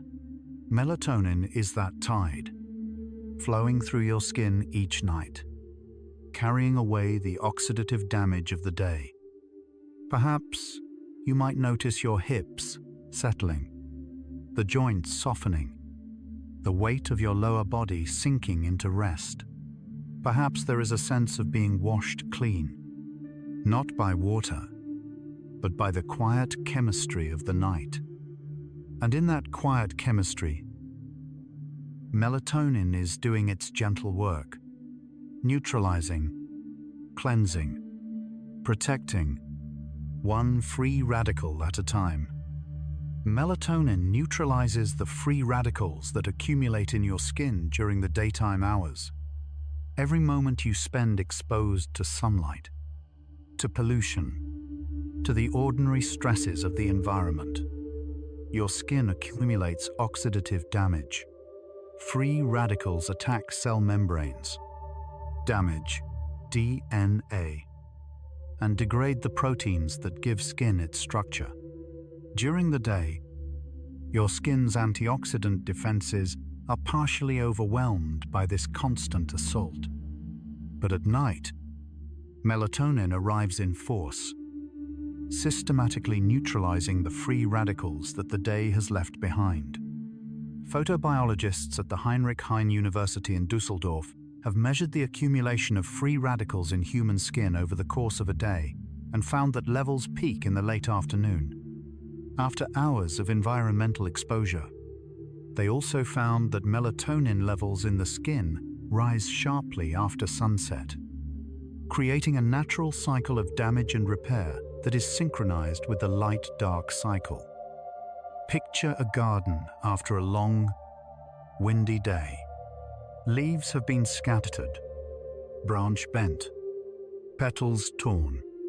But as the evening settles, a gentle gardener walks through, quietly gathering the fallen leaves, straightening the bent stems, clearing the debris. By morning, the garden looks untouched. That gardener is melatonin, and your skin is the garden it tends each night. Perhaps you might notice your chest expanding just a little more with each breath, as if the act of breathing has become easier, softer, less effortful. And in that ease, the gardener continues, leaf by leaf, radical by radical, until the garden is clean. Blood flow to the skin increases during sleep. As the body enters its resting state, the cardiovascular system redirects a greater proportion of blood to the peripheral tissues, including the skin. This increased circulation delivers oxygen, amino acids, vitamins, and other nutrients that the skin cells need for repair and regeneration. It also carries away waste products and metabolic byproducts that have accumulated during the day. Vascular physiologists at the University of Bern in Switzerland have used laser Doppler imaging to measure skin blood flow during sleep and found that perfusion increases by a significant margin within the first hour of sleep onset. The increase is most pronounced in the face, hands, and feet, areas where the skin is most exposed and most in need of nightly restoration. Imagine a network of rivers that flow more strongly at night. During the day, the rivers are dammed and diverted, sending water to fields and factories. But at night, when the work is done, the dams are opened and the rivers flow freely, carrying fresh water to every corner of the landscape. Your circulatory system does the same, opening the channels to your skin as you sleep, flooding it with the nutrients it needs to heal. Perhaps you might notice the warmth in your back, a gentle heat that comes not from outside but from within, as if your blood is flowing more freely now, reaching places it has been too busy to visit during the day. And in that warmth, your skin is being nourished, quietly, deeply, from the inside out. This increased circulation during sleep does more than deliver nutrients. It also supports the transport of immune cells to the skin, strengthens the delivery of growth factors, and helps regulate the skin's temperature for optimal enzymatic activity. Every repair process in the skin depends on adequate blood flow, and sleep is the time when that flow is at its most generous. Researchers at the Technical University of Munich have studied the relationship between sleep-related blood flow and wound healing, and found that even minor reductions in sleep quality can impair the delivery of healing factors to injured skin. The skin, they concluded, is not a passive recipient of blood flow. It is an active participant, signaling its needs to the cardiovascular system and receiving a tailored response during sleep. Picture a supply chain that becomes more efficient at night. During the day, deliveries are delayed by traffic and competing demands. But at night, the roads are clear and the deliveries arrive on time. Every time. Your blood vessels are those roads, and the nutrients they carry are the supplies your skin has been waiting for.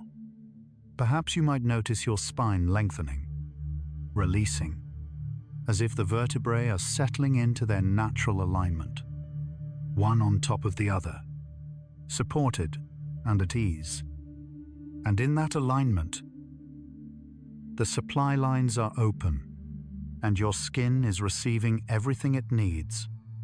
Transepidermal water loss, the gradual evaporation of moisture from the skin's surface, increases at night. This may seem counterintuitive, but it is part of the skin's natural cycle. During the day, the skin barrier is at its tightest, minimizing water loss to protect against dehydration in the face of environmental stress. At night, the barrier relaxes slightly, allowing more moisture to move through the skin. This increased permeability is thought to facilitate the absorption of nutrients and the delivery of repair molecules to the outer layers of the epidermis. Skin scientists at the University of California, San Francisco have measured transepidermal water loss at multiple time points and found that it peaks during the late evening and early night. They suggest that this is not a flaw in the skin's design, but rather an intentional loosening of the barrier to allow the reparative processes of sleep to reach the outermost layers. Imagine a fortress that lowers its drawbridge at night. During the day, the bridge is raised. The walls are sealed, and nothing passes in or out. But at night, when the threats have retreated, the bridge is lowered, and supplies flow freely into the fortress, reaching rooms and corridors that were sealed off during the day. Your skin barrier is that fortress, and its nightly relaxation allows the deepest layers of repair to reach even the outermost walls. Perhaps you might notice the skin of your hips settling, the muscles there releasing, the whole of your lower body sinking into a deeper state of rest. And in that deeper rest, your skin's drawbridge has lowered, and the healing has reached every layer. Your skin barrier recovers most efficiently during sleep. The stratum corneum, the outermost layer of the skin, functions as the body's primary shield against the external world. Throughout the day, this barrier is subjected to constant stress, from ultraviolet light, friction, chemicals, and temperature fluctuations. At night, the skin shifts its resources toward repairing and reinforcing this critical layer, replenishing the lipids that fill the spaces between the dead skin cells and restoring the barrier's integrity. Dermatologists at Oregon Health and Science University have studied skin barrier recovery following experimental disruption and found that recovery rates are significantly faster when the disruption occurs in the evening compared to the morning. The skin, it appears, is primed for repair at night and uses the hours of sleep to restore what the day has worn away. Picture a stone wall that has been battered by wind and rain all day. As evening falls, a team of masons arrives, carefully replacing the stones that have been loosened, filling the cracks with morite, reinforcing the sections that have weakened. By morning, the wall is whole again, ready to face another day. Your stratum corneum is that wall, and the masons are the lipid molecules that rebuild it every night. Perhaps you might notice your stomach rising and falling in a rhythm so slow and so steady that it feels as if the breathing is happening on its own, without any direction from you. And in that effortless rhythm, your skin barrier is being rebuilt, stone by stone, lipid by lipid, ready for whatever tomorrow may bring. Fibroblasts, the cells responsible for producing collagen, elastin, and other structural proteins, are most active during the nighttime hours. These remarkable cells live in the dermis, the middle layer of the skin, and their primary job is to manufacture and maintain the extracellular matrix, the scaffolding that gives skin its strength and elasticity. During the day, fibroblasts are relatively quiet, conserving energy and waiting. But as night falls, they increase their activity dramatically, producing the proteins that keep your skin firm, resilient, and capable of healing. Cell biologists at the Salk Institute for Biological Studies have tracked fibroblast activity using time-lapse imaging and gene expression analysis, and found that the genes responsible for collagen and elastin production upregulated during the nighttime hours. The fibroblasts, they discovered, have their own circadian clocks, and those clocks tell them when to work and when to rest. Imagine a workshop that comes alive after midnight. The tools are laid out, the materials are ready, and the craftspeople begin their careful, precise work, building the invisible framework that holds everything together. They work through the darkest hours, and by dawn, their work is done. The framework is stronger, more flexible, and more resilient than it was the night before. Your fibroblasts are those craftspeople. And right now, Their workshop is open. Perhaps you might notice your chest softening, the muscles between your ribs releasing, the skin there warm and pliable and still. And in that warmth, the craftspeople are at work, building what you cannot see, strengthening what you cannot feel, and doing it with the quiet precision of 1,000,000 years of practice. Sleep deprivation delays wound healing significantly. When the body is deprived of adequate sleep, the cascade of repair processes that normally occur during the night is disrupted. Collagen production decreases, immune cell delivery is impaired, and the inflammatory response is dysregulated. Wounds that would heal in days under normal sleep conditions take measurably longer when sleep is restricted, and the quality of the healed tissue is often inferior. Researchers at the University of Tennessee Health Science Center conducted a study in which participants were subjected to controlled skin wounds under different sleep conditions. Those who were allowed normal sleep showed significantly faster wound closure and better tissue quality than those whose sleep was restricted to 4 hours per night. The sleep-deprived group also showed elevated inflammatory markers, suggesting that the body's repair system was struggling to keep up. Picture a construction crew that has been forced to work double shifts without rest. The workers are exhausted. Their coordination falters, and the quality of their work declines. The building they are constructing is weaker, less precise, and more likely to need repairs in the future. Sleep deprivation does the same to your skin's repair crew. Without rest, the quality of the work suffers, and the skin pays the price. Perhaps you might notice a sense of gratitude settling into your body. Gratitude for this moment of rest, for the stillness that allows your skin's repair crew to do their finest work. And in that gratitude, you are giving your body exactly what it needs. Not medicine, not intervention, simply sleep. Even a single night of poor sleep can measurably affect the skin barrier. Research has shown that just one night of sleep deprivation, defined as fewer than 6 hours of sleep, is enough to increase transepidermal water loss, reduce the skin's ability to recover from environmental stress, and alter the balance of the skin microbiome. The effects are subtle but measurable, and they accumulate over time with chronic sleep restriction. Sleep scientists at Stockholm University conducted a study in which participants were photographed after a full night of sleep and after a night of sleep deprivation. Independent observers rated the sleep-deprived faces as less healthy, more fatigued, and less attractive.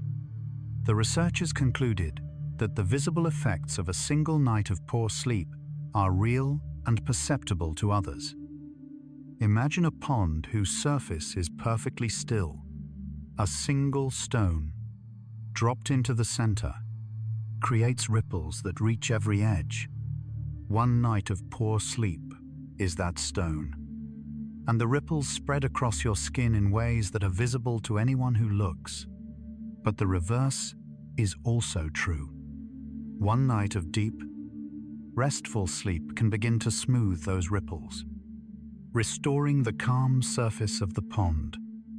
Perhaps you might notice the skin of your back, broad and warm and supported, like a landscape resting under a quiet sky.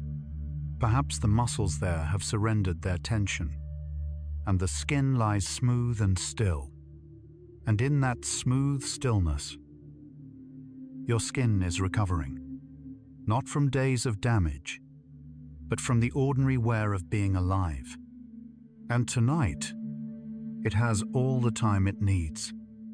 The phrase beauty sleep has genuine scientific validity. For centuries, the idea that sleep makes a person more attractive was dismissed as folk wisdom, a pleasant fiction with no basis in biology. But modern research has confirmed what grandmothers have always known. Sleep is, in fact, one of the most powerful beauty treatments available, and its effects are not cosmetic. They are structural, cellular, and measurable. Dermatologists at University Hospital's Case Medical Center have reviewed the scientific literature on sleep and skin health and concluded that adequate sleep duration and quality are directly associated with improved skin hydration, reduced wrinkle depth, faster wound healing, and a more even skin tone. Sleep, they wrote, is a foundational pillar of skin health that no topical treatment can fully replace. Picture a garden that receives rain only at night. The flowers do not know that the rain is coming. They simply close their petals at dusk, rest through the darkness, and open again at dawn. Refreshed, hydrated, and a little more beautiful than they were the day before. Your skin is one of those flowers, and sleep is the rain that it has been waiting for. Perhaps you might notice your spine settling even deeper, each vertebra finding its place, the whole column of your back resting with the ease of something that no longer needs to hold itself upright. And in that ease, beauty sleep is not a myth. It is a biological fact, and you are living it right now. Cortisol, the body's primary stress hormone, drops to its lowest levels during the nighttime hours. And this reduction has a direct and measurable effect on the skin during the day. Cortisol promotes inflammation, suppresses collagen synthesis, and disrupts the skin barrier. At night, as cortisol levels fall, these effects are reversed. Inflammation decreases. Collagen production resumes at its enhanced nighttime rate, and the skin barrier begins its nightly recovery. Neuroendocrinologists at the Max Planck Institute for Psychiatry have tracked cortisol levels across the 24-hour cycle and found that the lowest point, known as the nadir, occurs in the hours around midnight. This cortisol nadir coincides with the peak of growth hormone secretion and the maximum rate of skin cell division, creating a window of opportunity for repair that the body exploits with remarkable efficiency. Imagine a battlefield after the armies have withdrawn. The smoke clears, the noise fades, and the healers emerge. They move through the quiet landscape, tending to the wounded, rebuilding what was destroyed. Cortisol is the general that commands the armies of stress. And when that general retreats at night, the healers of your skin emerge from their shelters and begin their work. Perhaps you might notice a sense of peace settling over your stomach, a quietness that is not the absence of something but the presence of something else, something softer and more healing than any daytime activity could provide. And in that peace, cortisol has retreated, the healers are at work, and your skin is healing in the silence. Your skin temperature rises slightly during sleep. As the body's core temperature drops in preparation for rest, the peripheral tissues, including the skin, become warmer. This redistribution of heat is part of the body's thermoregulatory strategy for sleep, and it creates conditions in the skin that are ideal for repair. The slight increase in skin temperature accelerates enzymatic reactions, enhances blood flow, and supports the cellular processes that rebuild the skin during the night. Sleep researchers at the Center for Chronobiology at the University of Basel have measured skin temperature at multiple body sites during sleep and found that the warmth of the skin's surface increases within minutes of sleep onset and remains elevated throughout the night. The hands, feet, and face show the greatest increases. consistent with the body's strategy of radiating heat from the core through the skin. Imagine a greenhouse that warms gently as the sun sets, not from any external heater, but from the stored warmth of the earth beneath it. The plants inside respond to this gentle warmth by growing, by stretching, by repairing the damage of the day. Your skin is that greenhouse, and the warmth that rises to its surface during sleep is the stored energy of your body, released for the purpose of healing. Perhaps you might notice the warmth of your own skin, wherever it is most apparent. Perhaps your chest feels warm, or your back, or your stomach. Perhaps the warmth has settled into your hips, pooling there like sunlight in a quiet room. And in that warmth, every enzyme in your skin is working just a little faster. Every repair process is moving just a little more smoothly. And the night is still young. This gentle rise in skin temperature supports enzymatic repair processes that are critical to skin health. Enzymes, the proteins that catalyze nearly every chemical reaction in the body, are sensitive to temperature. Within the narrow range of temperatures found in living tissue, even a small increase can significantly accelerate the rate of enzymatic reactions. The slight warming of the skin during sleep creates an optimal environment for the enzymes that repair DNA, synthesize collagen, and rebuild the skin barrier. Biochemists at the University of Cambridge have studied the temperature sensitivity of skin repair enzymes and found that many of them reach their peak activity at temperatures slightly above the normal skin surface temperature. The warming that occurs during sleep brings the skin closer to this optimal range, effectively boosting the efficiency of the repair machinery. Picture a potter working with clay. Cold clay is stiff, resistant, difficult to shape, but clay that has been gently warmed becomes pliable, responsive, and ready to be molded into something beautiful. The enzymes in your skin are like that potter's hands, and the warmth of sleep is what makes the clay ready for their work. Perhaps you might notice your back relaxing even further, the muscles along your spine releasing tension they may have been holding for hours, for days, for longer than you can remember. And in that release, the warmth supports the work.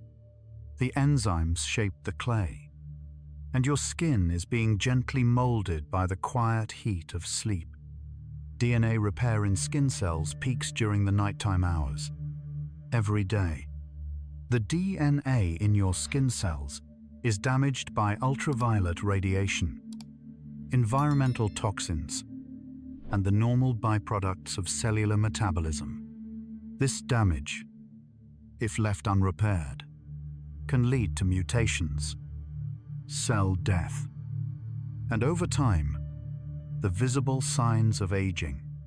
But the body has evolved a sophisticated system of DNA repair enzymes that scan the genome for errors and correct them. And these enzymes are most active during sleep. Molecular biologists at the University of North Carolina at Chapel Hill have studied the circadian regulation of DNA repair in skin cells and found that the expression of key repair genes, including those in the nucleotide excision repair pathway, peaks during the late evening and nighttime hours. The skin, they concluded, has evolved to concentrate its most critical repair work during the time when DNA damage from the sun has ceased and the cellular environment is most favorable for accurate correction. Imagine a librarian who walks through a vast library after hours, checking every book on every shelf for pages that have been torn or smudged during the day. The librarian works methodically, patiently, correcting each error with care. By morning, the library is in order, the books are intact, and the knowledge they contain is preserved. Your DNA repair enzymes are that librarian, and your genome is the library they tend each night. Perhaps you might notice your hips settling, the joints they're softening, the weight of your lower body surrendering to gravity and to rest. And in that surrender, the librarian is at work, page by page, gene by gene, restoring the instructions that tell your skin how to be. Circadian clock genes regulate the behavior of skin cells. Every cell in the human body contains a set of genes known as clock genes, which oscillate in a roughly 24-hour cycle, turning on and off in a rhythmic pattern that synchronizes the cell's activities with the external light-dark cycle.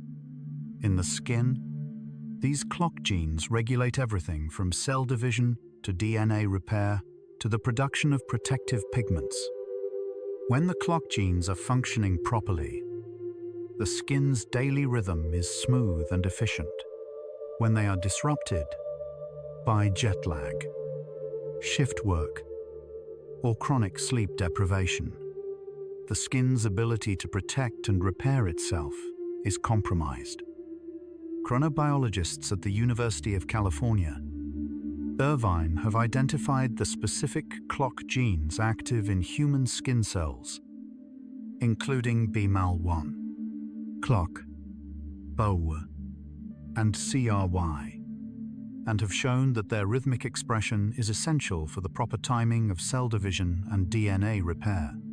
Disruption of these genes in laboratory models leads to accelerated skin aging, impaired wound healing, and increased susceptibility to ultraviolet damage. Picture a symphony orchestra in which every musician follows the same conductor. The violins know when to play, the cellos know when to rest, and the percussion knows when to enter. The music is seamless because every musician is synchronized. Your clock genes are the conductor, and your skin cells are the musicians. When the conductor is steady, the music of your skin is beautiful and precise. Perhaps you might notice a rhythm in your own body, a pulse, a breath, a heartbeat, something that has been keeping time all along, even when you were not listening. And in that rhythm, your clock genes are conducting the orchestra of your skin. And tonight, every instrument is playing in time. Every cell in your skin has its own internal clock. This is not a metaphor. Each individual cell contains the molecular machinery to keep time independently, oscillating through a 24-hour cycle of gene expression that governs when the cell divides, when it repairs its DNA, when it produces protective proteins, and when it rests. While these individual clocks are synchronized by signals from the brain's master clock in the suprachiasmatic nucleus, they are also capable of maintaining their rhythm autonomously, like musicians who have internalized the tempo so deeply that they can keep playing even if the conductor steps away. Researchers at the Riken Center for Developmental Biology in Japan have demonstrated that individual skin cells in culture maintain circadian rhythms for weeks, even in the absence of external timing cues. The cells divide, repair, and rest in a rhythmic pattern that mirrors the light-dark cycle of the natural world, driven entirely by their own internal machinery. Imagine a field of fireflies on a warm summer night. Each firefly blinks at its own rhythm, but over time, they begin to synchronize, flashing together in waves of light that sweep across the meadow.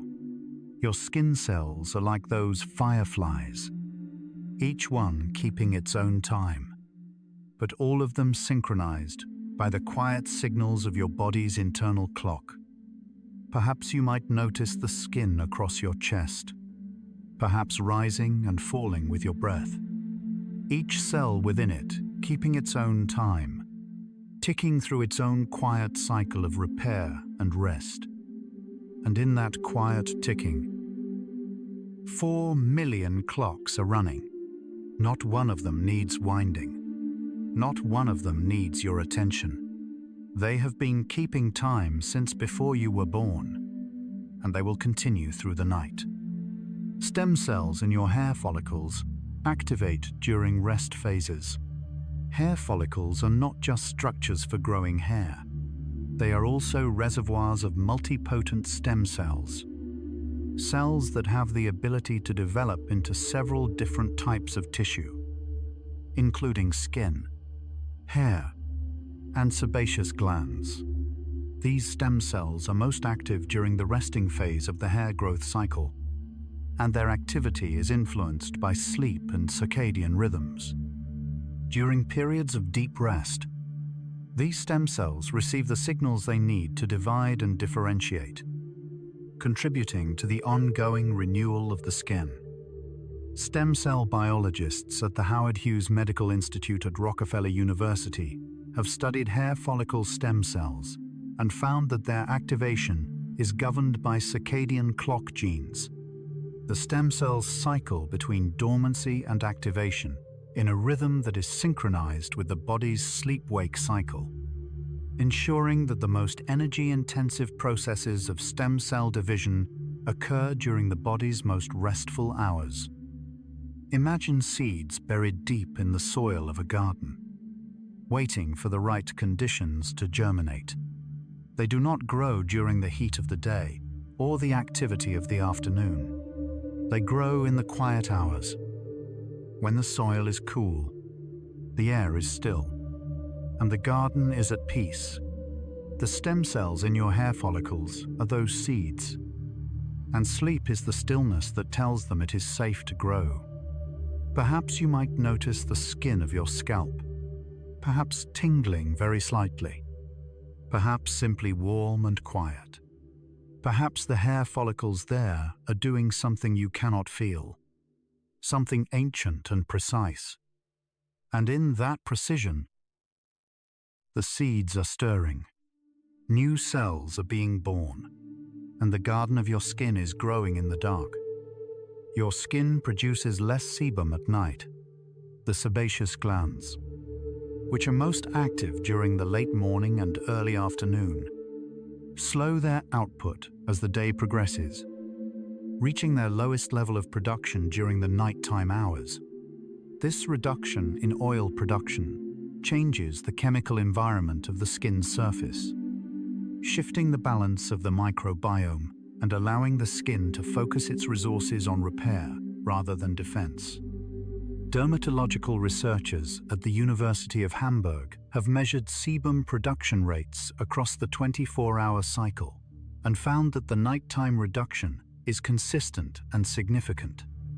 They suggest that the lower sebum levels at night may also contribute to the increased transepidermal water loss observed during sleep, as the oily layer that normally helps retain moisture is thinner during these hours. Picture a factory that runs at full capacity during the day, producing the oils that coat and protect the machinery. But at night, the factory slows, reduces its output, and redirects its energy toward maintenance and repair. The machinery is no less protected. It is simply being cared for in a different way. Your sebaceous glands are that factory, and the nighttime slowdown is part of their design. Perhaps you might notice the skin of your face, perhaps drier than it was earlier in the day, perhaps smoother, perhaps simply different. The skin there is in its nighttime mode, quiet and focused on something other than oil. And in that quiet focus, the glands rest, and the skin turns its attention inward. Hyaluronic acid production in the skin increases during sleep. Hyaluronic acid is a molecule that has the remarkable ability to hold up to 1,000 times its weight in water, and it is one of the key components of the skin's extracellular matrix. It provides hydration, volume, and a cushioning effect that keeps the skin plump and resilient. During the day, hyaluronic acid is gradually depleted by the skin's exposure to environmental stresses. At night, the body replenishes its stores, synthesizing new hyaluronic acid and distributing it throughout the skin. Researchers at the Estée Lauder Companies and the University Hospital's Case Medical Center have studied the circadian rhythm of hyaluronic acid metabolism in human skin and found that synthesis rates increase during the evening, nighttime hours, peaking in the early hours of the morning. This nighttime surge ensures that the skin begins each new day with a fresh supply of this critical hydrating molecule. Imagine a well that is drawn down during the day by the needs of a village. By evening, the water level is low, but during the night, underground springs feed the well, and by morning, it is full again, ready to meet the demands of a new day. Hyaluronic acid is the water in that well, and sleep is the spring that refills it. Perhaps you might notice a sense of fullness in your skin. Not tightness, but fullness, as if every cell is quietly absorbing the moisture it needs, plumping gently from within. And in that gentle plumping, your skin is drinking deeply, not from any bottle or cream, but from its own internal spring. Melatonin protects against ultraviolet-induced DNA damage in the skin. While melatonin's role as a sleep hormone is well known, its protective function in the skin goes beyond simple antioxidant activity. Melatonin has been shown to activate specific DNA repair pathways in skin cells, enhancing the body's ability to correct the genetic damage caused by ultraviolet radiation. This means that melatonin not only neutralizes the free radicals generated by sun exposure, but also helps repair the deeper, structural damage to the DNA itself.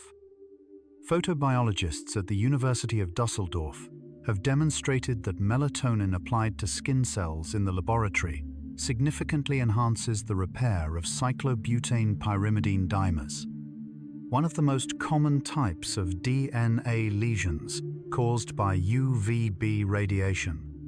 The researchers suggest that the body's natural nighttime surge of melatonin serves as a repair signal, activating the DNA repair machinery at precisely the time when it is most needed. Picture a healer who arrives at the end of a difficult day, carrying medicines that not only soothe the surface wounds, but also mend the deeper injuries that are invisible to the eye. Melatonin is that healer, working at the level of your DNA, repairing damage that you cannot see and will never feel, ensuring that the instructions written in your genes remain clear and accurate. Perhaps you might notice your hips and your lower back settling into a final position of rest, the muscles there soft and heavy, the skin warm and still. And in that stillness, melatonin is reading your DNA like a careful editor, correcting the errors of the day, one nucleotide at a time. Your skin's antioxidant defenses reset while you sleep. Throughout the day, the skin depletes its stores of antioxidant molecules, including glutathione, vitamin C, vitamin E, and melatonin, as it battles the constant assault of free radicals from sunlight, pollution, and metabolic activity. By the end of the day, these reserves are at their lowest point. But during sleep, the body synthesizes new antioxidant molecules and distributes them to the skin, restoring the reserves that were depleted during the day and preparing the skin for the challenges of tomorrow. Nutritional biochemists at Oregon State University have measured the circadian fluctuation of antioxidant levels in human skin and found that the restoration process begins within hours of sleep onset and is largely complete by the time of waking. The skin, they noted, begins each day with a full complement of antioxidant defenses, provided that the previous night's sleep was adequate in both duration and quality. Imagine an armory that is emptied each day as soldiers take weapons to the field. By evening, the shelves are nearly bare, but through the night, the armorers work, forging new weapons, sharpening old ones, and restocking the shelves so that by dawn, the armory is full again. Your antioxidant reserves are that armory, and sleep is the time when the armorers do their finest work. Perhaps you might notice your whole body settling now, not just one area, but all of it, from the skin of your chest to the skin of your back, from your stomach to your hips, from your spine to the farthest reaches of your skin. Perhaps every cell is quietly restocking its defenses, preparing for a tomorrow that has not yet arrived. And in that preparation, your skin knows what it is doing. It has done this every night of your life, and tonight is no different. And as your skin continues its quiet renovation, there is something deeper still, an intelligence that runs through every inch of you. Not the intelligence of thought or logic, but something older. Something that lives in the nerve endings, in the temperature sensors, in the tiny muscles that raise each hair on your arm. An intelligence that has been with you since before you could think, and that will continue long after your thoughts have dissolved into sleep. Your skin contains over 4 million sensory receptors. These tiny structures are distributed across every square centimeter of your body, embedded in the layers of the skin like stars scattered across a night sky. Each receptor is specialized, tuned to detect a specific type of stimulus, whether pressure, vibration, temperature, or pain.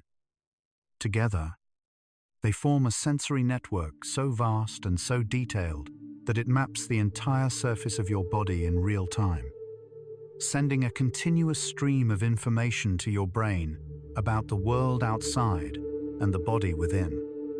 Neuroscientists at Johns Hopkins University have used advanced imaging techniques to estimate the total number of sensory receptors in human skin and found that the count exceeds 4 million, with the highest densities in the fingertips, lips, and face. The sheer number of receptors, they noted, makes the skin the largest sensory organ in the body by a wide margin, processing more information per second than the eyes and ears combined. Imagine a map so detailed that every grain of sand on every beach is marked, every ripple on every lake is recorded, and every breeze across every field is charted. That map is your skin, and the 4 million sensors embedded in it are the cartographers endlessly updating the landscape of your experience. Perhaps you might notice your legs, resting wherever they have come to rest. The skin there, quiet and warm. Perhaps there is a gentle weight to them, a heaviness that feels not like burden, but like belonging. And in that belonging, 4 million sensors are still listening, not urgently, not anxiously, but quietly, the way a night watchman listens to the sounds of a sleeping house. Your skin can detect temperature changes as small as 1 degree. The thermoreceptors embedded in your skin are extraordinarily sensitive, capable of distinguishing between temperatures that differ by as little as a single degree. This precision allows the body to respond to subtle environmental changes before they become dangerous, adjusting blood flow, sweat production, and muscle activity to maintain a stable internal temperature. Thermophysiologists at Yale University have studied the sensitivity of human thermoreceptors and found that the skin of the face and hands is the most thermally sensitive, able to detect temperature changes of less than half a degree under optimal conditions. This exquisite sensitivity, they suggest, evolved not just for protection, but also for social communication, allowing humans to detect the warmth of another person's body at close range. Picture a compass so precise that it can detect the faintest magnetic field, guiding a traveler through a landscape where the differences between north and south are measured in fractions of a degree. Your thermoreceptors are that compass, guiding your body through the thermal landscape of the world with a precision that no instrument can match. Perhaps you might notice the temperature of your own skin, wherever it feels warmest, wherever it feels coolest. Perhaps the skin of your feet is slightly cooler than the skin of your chest. Perhaps your face carries its own particular warmth. And in that awareness, your skin is reading the temperature of the world with the precision of a single degree and finding everything exactly as it should be. Thermoreceptors map your entire body surface. Every region of your skin contains both warm receptors and cold receptors. And together, they create a detailed thermal map that the brain uses to monitor the temperature of the body's surface in real time. This map is not static. It shifts and changes with the environment, updating continuously as the body moves through different thermal zones. Neurophysiologists at the University of Gothenburg in Sweden have mapped the distribution of thermoreceptors across the human body and found that the density varies significantly from one region to another. The face, chest, and abdomen have the highest density of warm receptors, while the extremities, particularly the fingers and toes, have a higher proportion of cold receptors. This distribution reflects the body's priorities, protecting the core from overheating and alerting the brain to cold exposure at the periphery. Imagine a weather station with sensors placed in every room of a vast house, on every roof, in every garden. Each sensor reports its readings continuously, and a central monitor displays a real-time map of the entire estate, showing where it is warm, where it is cool, and where the temperature is changing. Your body is that estate, and your thermoreceptors are the sensors that keep the map current. Perhaps you might notice the soles of your feet, perhaps warm, perhaps cool, perhaps simply present. The thermoreceptors there are among the most sensitive in your body, quietly monitoring the temperature of the surface beneath you. And in that monitoring, your body knows exactly how warm you are, everywhere, all at once, and it is adjusting, moment by moment, to keep you comfortable. Cold receptors in the skin outnumber warm receptors by approximately 4-to-1. This asymmetry reflects the body's evolutionary priorities. For most of human history, the greater threat to survival was cold, not heat.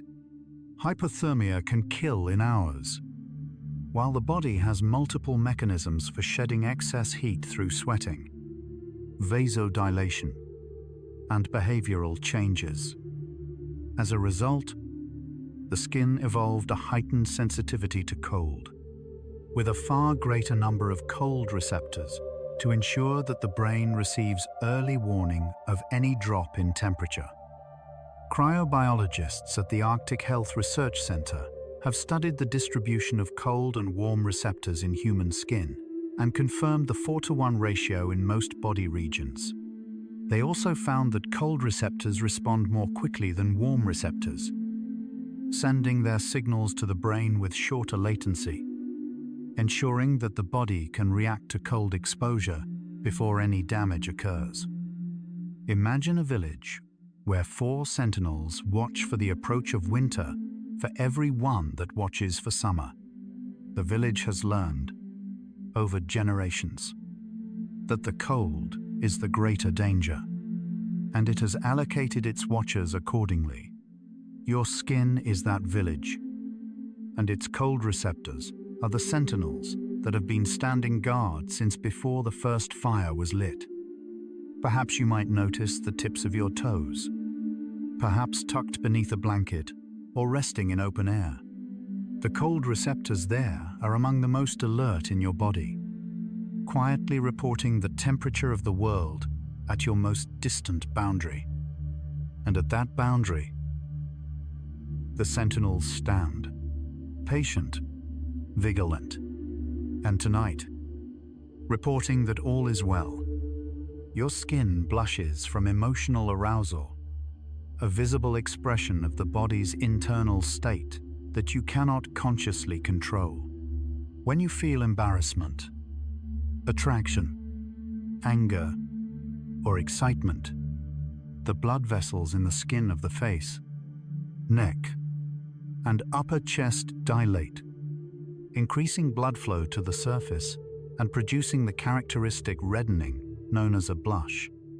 This response is mediated by the sympathetic nervous system and is unique to humans. No other species blushes. Evolutionary psychologist Charles Darwin called blushing the most peculiar and most human of all expressions. Modern researchers at the University of Amsterdam have studied the physiology of blushing and found that it is triggered by activation of the sympathetic nervous system in response to social evaluation, the awareness of being observed or judged. The blush is not a flaw in the body's design. It is a signal, a non-verbal communication of vulnerability that has been preserved by evolution because it serves a social function. Imagine a lantern inside a paper house. When the flame burns brighter, the walls glow, and everyone outside can see the light. The emotion is the flame, and the blush is the glow of the walls. Your skin, in moments of emotional arousal, becomes that paper house, translucent to the light within. Perhaps you might notice the skin of your jaw softening, the muscles there releasing the tension that the day may have deposited. Perhaps the jaw has unclenched, the teeth have parted, and the face has settled into an expression of openness. And in that openness, your skin is no longer guarding. It is simply being, transparent, vulnerable, and perfectly safe in the quiet of the night. Goosebumps are an ancient reflex inherited from distant ancestors who were covered in thick body hair. When the tiny erector pili muscles at the base of each hair follicle contract, they pull the hair upright and create the small bumps on the skin that we call goosebumps. In our ancestors, this reflex served 2 purposes. It fluffed up the fur to create a thicker layer of insulation against the cold, and it made the animal appear larger to potential predators. In modern humans, who have lost most of their body hair, the reflex persists as a vestige of our evolutionary past, triggered by cold, fear, and strong emotions. Evolutionary biologists at Harvard University have traced the erector pili reflex across mammalian species and found that it is virtually universal among furred mammals. In humans, the reflex has been co-opted by the emotional system, so that goosebumps are triggered not only by cold but also by awe, nostalgia, and the experience of beauty. The reflex, it seems, has evolved from a survival mechanism into an emotional one. Imagine an ancient forest where every tree can raise its branches when it senses danger, making the forest appear larger and more formidable. That reflex has been passed down through millions of years, and it lives in you still. Though the branches are now tiny hairs, and the forest is the landscape of your skin. Perhaps you might notice the fine hairs on your arms or the back of your neck, perhaps lying flat, perhaps lifted ever so slightly. Perhaps the skin there carries a memory of something, a song, a moment, a feeling that raised those hairs in the past. And in that memory, your skin is connected to every ancestor who ever felt the cold, or the fear, or the beauty of being alive. The erector pili muscles that create goosebumps are involuntary. You cannot make them contract or relax through conscious effort. They are controlled by the sympathetic nervous system, the same branch of the autonomic nervous system that governs the fight or flight response, and they respond to stimuli that bypass the thinking brain entirely. This means that goosebumps are one of the most honest signals the body produces, a physical response that cannot be faked or suppressed. Neurologists at the University of Pittsburgh have studied the neural pathways that control the erector pili muscles and found that the signals originate in the hypothalamus and travel through the sympathetic chain to the skin without any involvement of the cerebral cortex. The conscious mind is not consulted. The body simply responds. Picture a flag that rises on its pole not because someone pulls a rope, but because the wind itself lifts it. Goosebumps are that flag, raised by forces deeper than conscious will. They are the body's way of telling the truth, even when the mind is silent. Perhaps you might notice the muscles in your jaw releasing a little more, the tongue settling against the roof of your mouth, the face becoming a landscape of softness and surrender. And in that surrender, your involuntary self is speaking, not in words, but in the quiet language of skin and hair and tiny muscles that have been speaking since before language existed. Your skin produces vitamin D when exposed to gentle sunlight.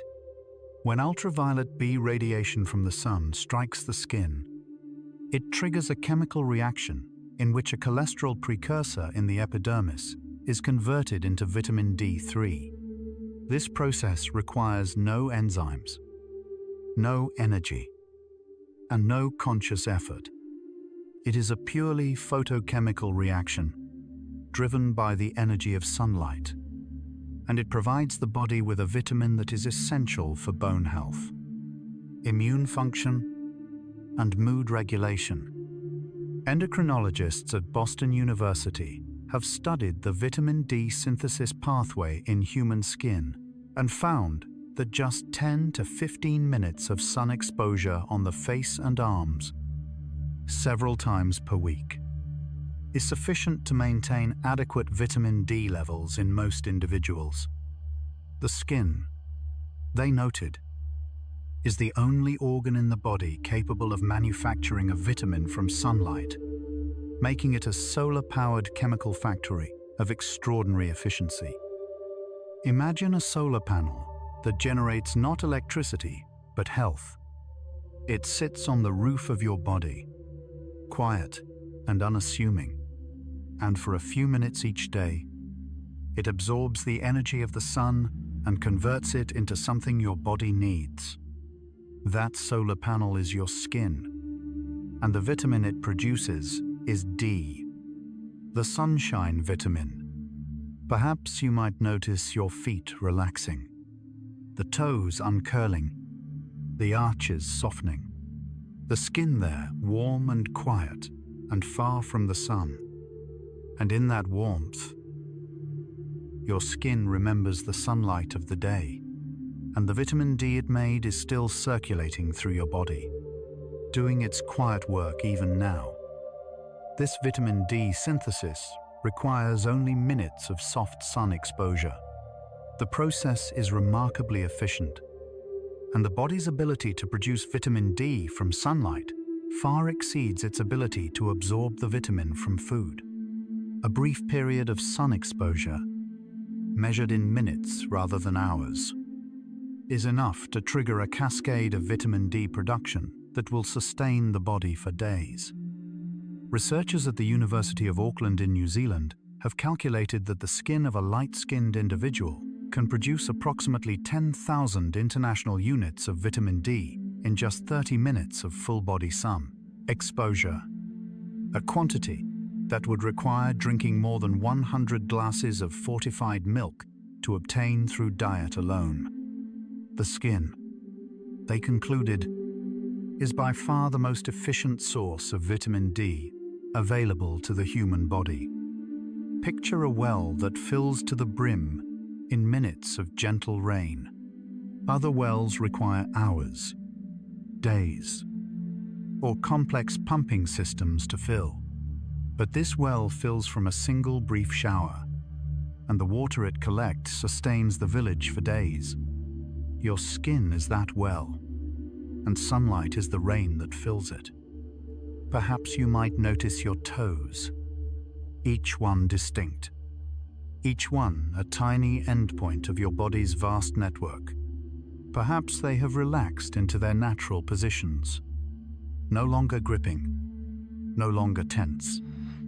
And in those quiet toes, the memory of sunlight lingers, and the vitamin D it produced is flowing through your blood, reaching your bones, your immune system, your brain. Right now, your skin has its own neuroendocrine system. For decades, scientists believed that hormone production was the exclusive domain of the endocrine glands, the pituitary, the thyroid, the adrenals, and a handful of others. But research over the past 20 years has revealed that the skin is itself a fully functional neuroendocrine organ, capable of producing hormones, neurotransmitters, and neuropeptides independently of the brain and the traditional endocrine glands. Dermatologist Andrzej Sliminski at the University of Alabama at Birmingham has been a pioneer in this field, demonstrating that human skin cells can synthesize cortisol, melatonin, serotonin, and a range of other signaling molecules. The skin, Sliminski has argued, is not merely a passive barrier. It is an active participant in the body's hormonal regulation, capable of sensing the environment and responding with its own chemical signals. Imagine a village that does not wait for orders from the capital. When danger approaches, the village raises its own militia. When food is scarce, the village manages its own stores. The village is self-governing, resourceful, and capable of acting independently when the situation demands it. Your skin is that village, and its neuroendocrine system is its independent government. Perhaps you might notice the whole of your legs settling, from the thighs to the knees to the calves. The skin there heavy and warm and still, as if the legs have decided they are finished carrying you for the day. And in that decision, your skin is governing itself, producing the hormones it needs, responding to the environment in real time, and doing it all without a single instruction from your conscious mind. Your skin produces hormones independently of the brain. This is one of the most remarkable discoveries in modern dermatology. The cells of the epidermis and dermis contain the enzymatic machinery to synthesize a wide range of hormones, including cortisol, melatonin, and the endorphins that modulate pain and pleasure. These hormones are produced locally, in response to local stimuli, and they act on neighboring cells without ever entering the bloodstream. The skin, in this sense, has its own internal communication system, a chemical language that allows it to coordinate its responses without waiting for signals from the central nervous system. Researchers at the Charité University Hospital in Berlin have confirmed that human skin cells express the genes for multiple hormone synthesis pathways, and that these pathways are active and responsive to environmental stimuli such as ultraviolet light, temperature changes, and mechanical stress. The skin, they concluded, is far more autonomous than previously believed. Picture a forest where the trees communicate through an underground network of roots and fungi, sharing nutrients, sending warnings, and coordinating their growth without any central authority. That underground network is called the Wood Wide Web, and it allows the forest to function as a single organism. Your skin has its own version of this network, a chemical communication system that allows every cell to talk to its neighbors and respond to the world without waiting for the brain to decide. Perhaps you might notice a sense of independence in your body tonight, a feeling that the systems are running smoothly without any direction from you. Perhaps your skin has taken over, managing its own affairs while your mind drifts towards sleep.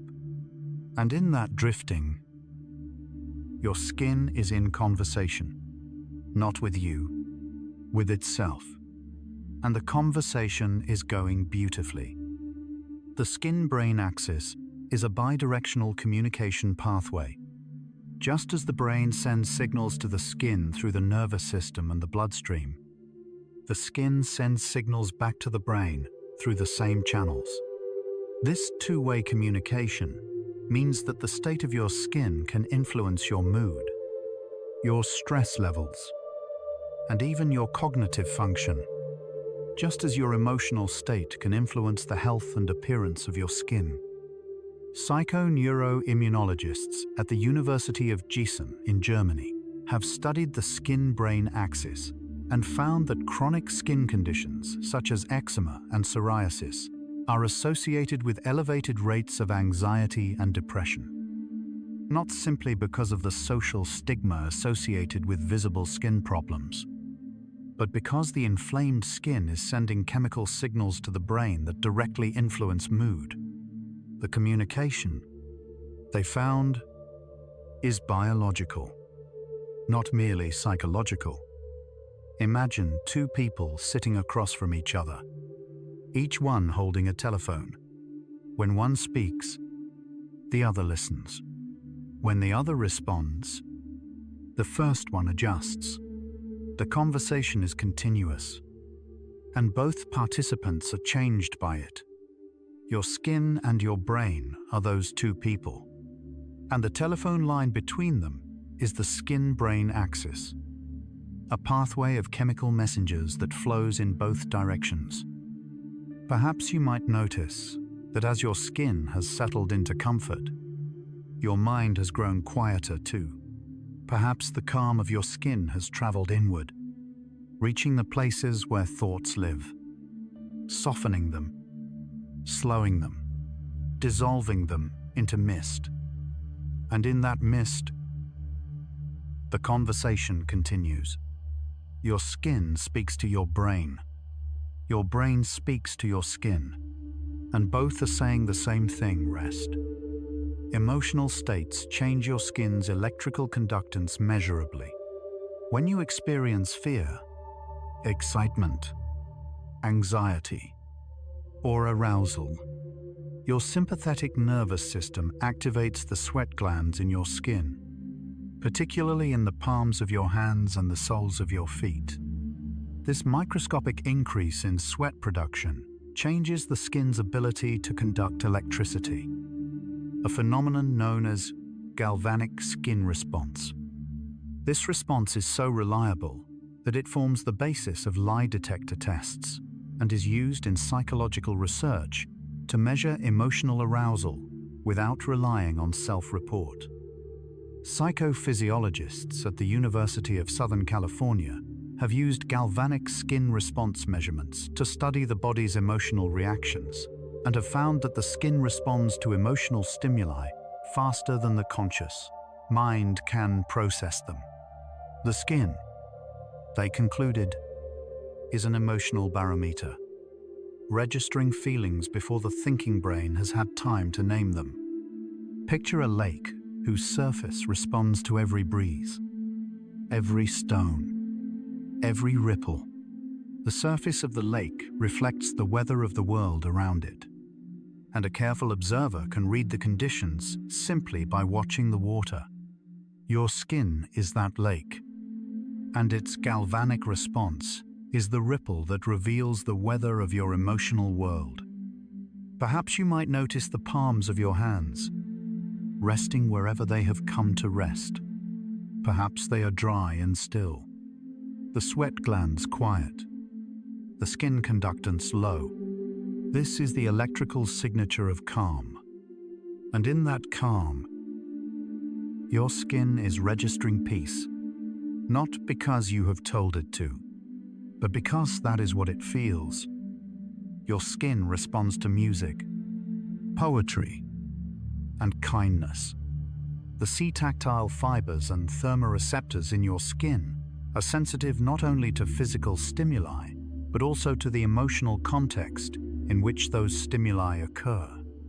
When you listen to a beautiful piece of music, read a moving poem, or receive an act of unexpected kindness, your skin responds with measurable physiological changes, including goosebumps, changes in temperature, and alterations in galvanic skin response. The skin is, in this sense, an aesthetic organ, capable of responding to beauty in ways that are as real and as measurable as its response to touch. Aesthetic psychologists at the Max Planck Institute for Empirical Aesthetics have studied the skin's response to music and found that pieces rated as highly moving by listeners consistently produced goosebumps, skin temperature changes, and galvanic skin responses in the study participants. The researchers described these responses as aesthetic chills, a term that captures the way the skin translates emotional beauty into physical sensation. Imagine a harp whose strings vibrate not only when plucked by fingers but also when a beautiful voice sings nearby. The strings respond to the beauty of the sound, resonating sympathetically, producing their own quiet music in response. Your skin is that harp, and the music, the poetry, the kindness you encounter are the voices that set its strings vibrating. Perhaps you might notice a faint resonance in your body, perhaps in your jaw, or your feet, or your legs. Perhaps the words you are hearing right now have stirred something in your skin, something too quiet to name, but too real to ignore. And in that resonance, your skin is responding to this moment, to these words, to the quiet kindness of a voice in the dark. The chill you feel from beautiful music is a skin response. When a piece of music reaches a moment of particular beauty, a soaring melody, an unexpected harmony, a crescendo that arrives at exactly the right moment, many listeners experience a physical sensation that begins in the scalp or the back of the neck and travels down the spine and across the arms. This sensation, often described as chills or shivers, is mediated by the sympathetic nervous system and involves the same erector pili muscles that produce goosebumps.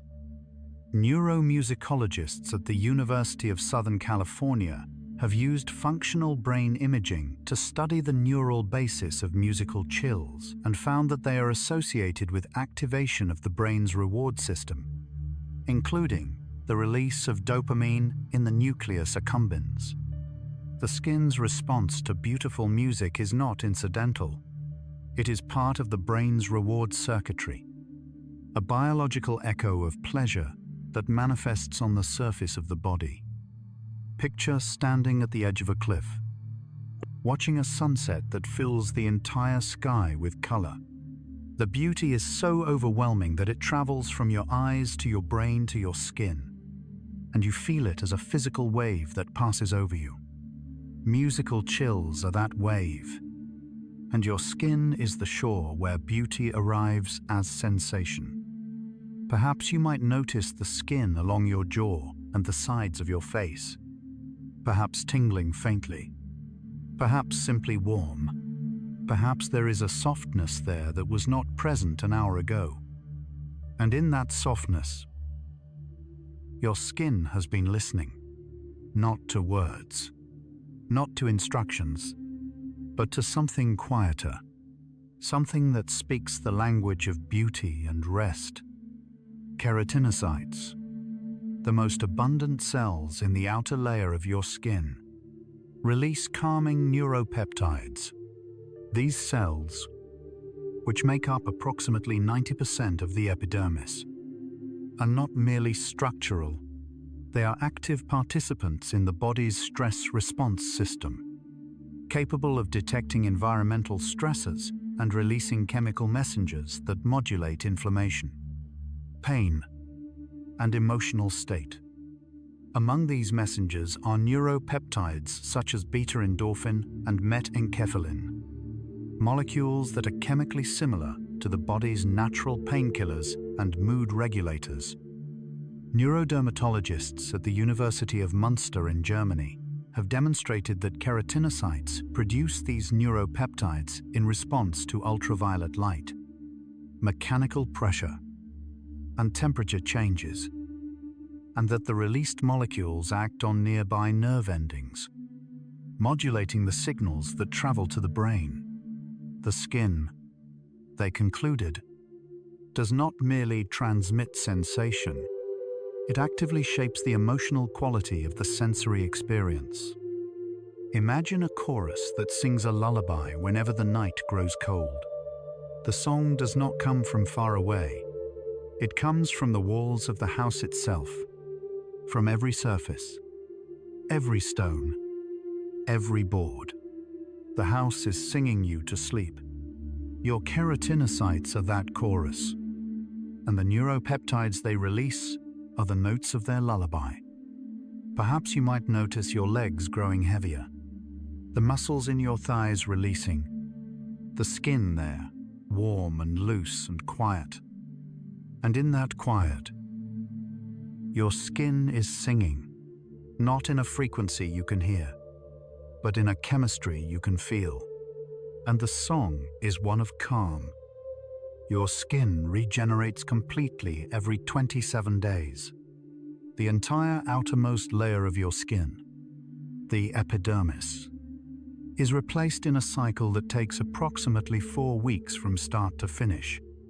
New cells are born in the deepest layer of the epidermis, the stratum basale, and they gradually migrate upward through several intermediate layers, flattening and hardening as they go, until they reach the surface, where they are shed as dead skin cells. This process is continuous, relentless, and entirely automatic.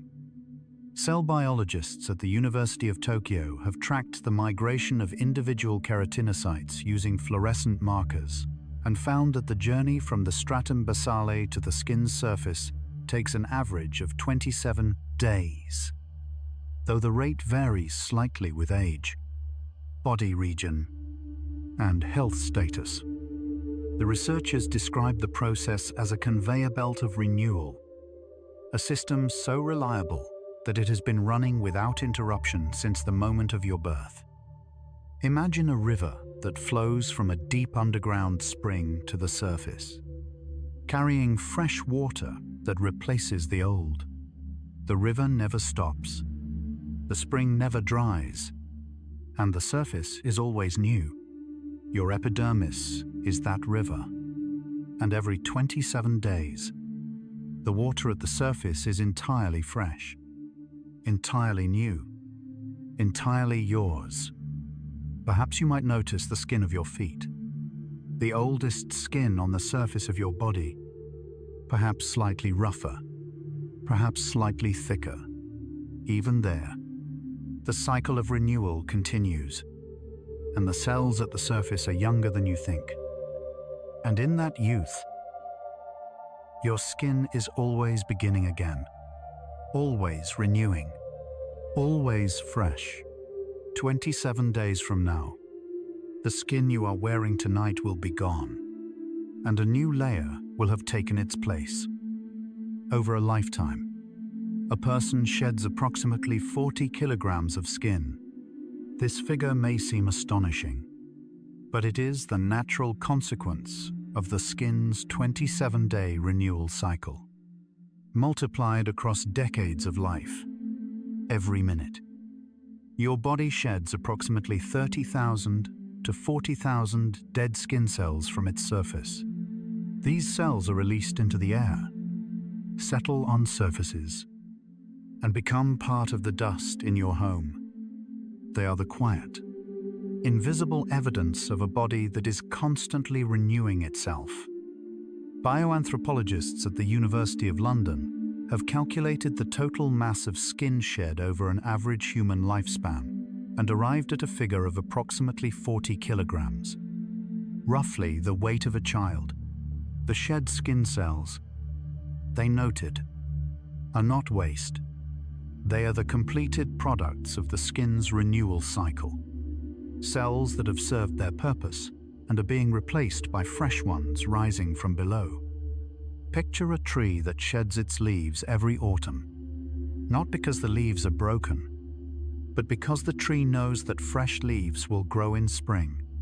Over a lifetime, the tree sheds thousands of pounds of leaves, each one a completed chapter in the story of growth. Your skin is that tree, and the cells it sheds are its fallen leaves, the evidence of a body that never stops renewing. Perhaps you might notice a lightness in your body, a sense that you are not carrying the weight of every day you have ever lived. The old has been shed, the new is arriving, and your body is lighter for it.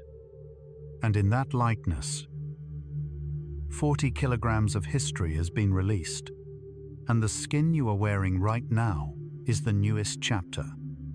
The skin of your eyelids is the thinnest on your entire body, measuring just 0.5 millimeter in thickness. This extraordinary thinness allows the eyelids to move with speed and precision, blinking 15 to 20 times per minute during waking hours to protect the delicate surface of the eye. The skin there is so thin that the blood vessels beneath it are visible, giving the eyelids their characteristic translucency. Ophthalmic anatomists at Moorfields Eye Hospital in London have measured the thickness of eyelid skin and found that it is approximately 1/10 as thick as the skin on the soles of the feet. Despite its thinness, eyelid skin contains all the same layers as thicker skin, compressed into a fraction of the space. A feat of biological miniaturization that allows the eyelid to function as both a shield and a curtain. Imagine a veil so fine that it is almost invisible, yet strong enough to protect the most precious thing it covers. The veil rises and falls, opens and closes, and it does so with a grace that conceals the extraordinary engineering within it.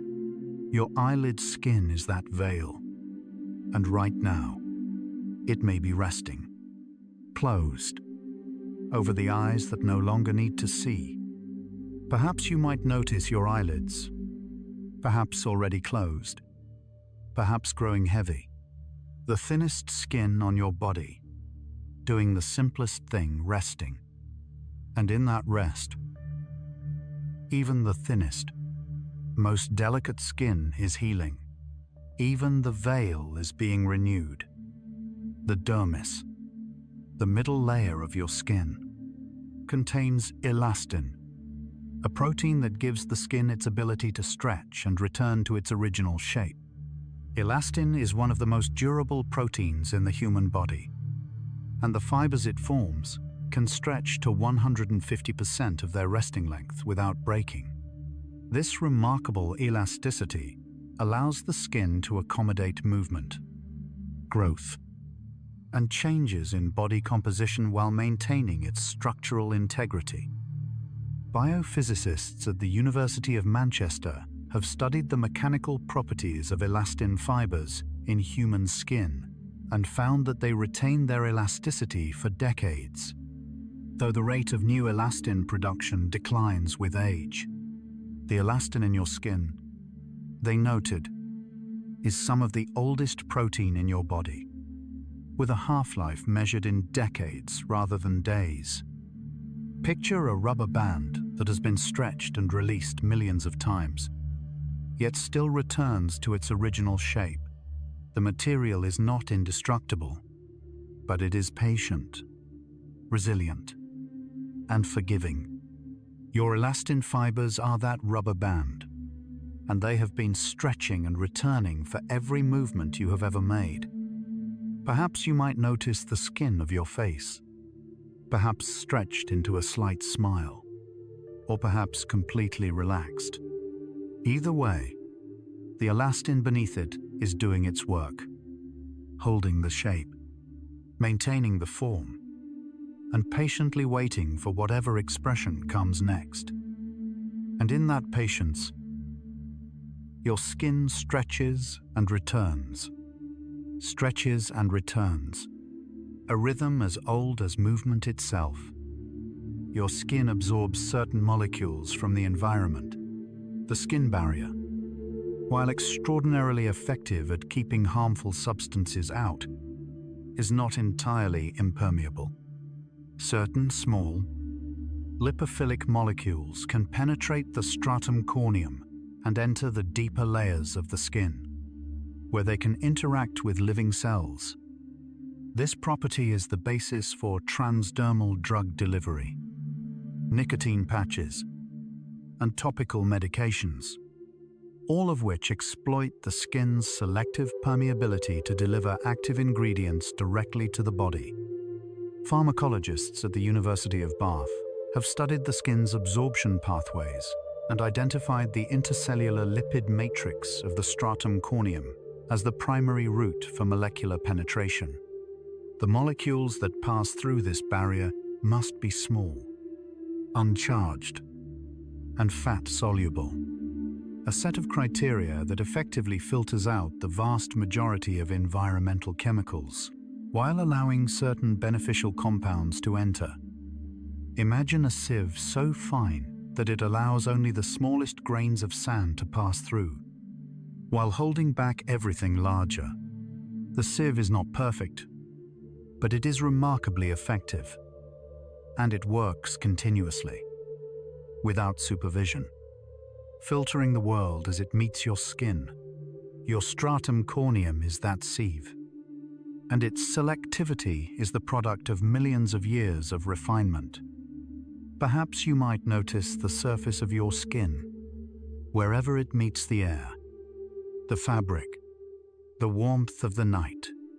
Perhaps it feels like a boundary, a place where you end and the world begins. And at that boundary, your skin is choosing what to let in, what to keep out, and doing it with a wisdom that needs no thought.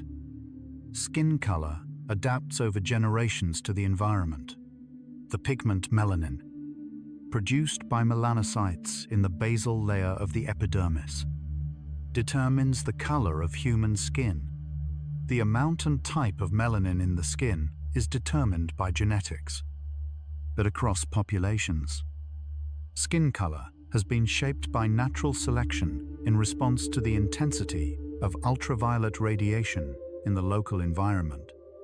Populations near the equator, where UV exposure is highest, evolved darker skin to protect against folate degradation and DNA damage. Populations at higher latitudes, where UV exposure is lower, evolved lighter skin to allow more efficient vitamin D synthesis. Biological anthropologist Nina Jablonski at Pennsylvania State University has mapped the global distribution of human skin color and demonstrated that it correlates closely with historical UV radiation levels. Her research shows that skin color is one of the most striking examples of natural selection in the human species, a visible record of adaptation written across the surface of the body. Picture a map of the world painted not in political colors, but in the colors of the people who live there. A gradient from the deepest brown near the equator to the lightest shades at the poles. That map is a record of adaptation, a visual story of how the human species responded to the challenge of light. And it is written on the skin of every person alive. Perhaps you might notice your own skin, its particular shade, its particular tone. It is the result of thousands of generations of adaptation, a gift from ancestors who lived under a specific sky.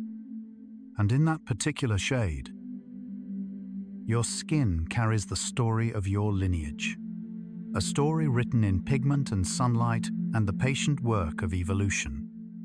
Your skin remembers and responds to familiar touches, the somatosensory cortex, the part of the brain that processes touch, builds detailed maps of the body's tactile experiences over time. When a touch is familiar, whether from a loved one, a pet, or a favorite texture, the brain processes it differently than an unfamiliar touch, responding with faster recognition, greater comfort, and a stronger release of oxytocin. The skin itself does not store memories, but the neural pathways that connect the skin to the brain become more efficient with repetition, creating a kind of tactile memory that is stored in the connections between neurons. Neuroscientists at the University of Hertfordshire have studied tactile recognition and found that people can identify familiar individuals by touch alone, based on the unique characteristics of their hands, including temperature, pressure patterns, and skin texture. The brain, they concluded, builds a detailed tactile profile of the people we touch regularly. And this profile is stored in the same memory systems that encode faces and voices. Imagine a path through a forest that becomes easier to walk each time you travel it. The first time, you push through undergrowth and navigate fallen branches.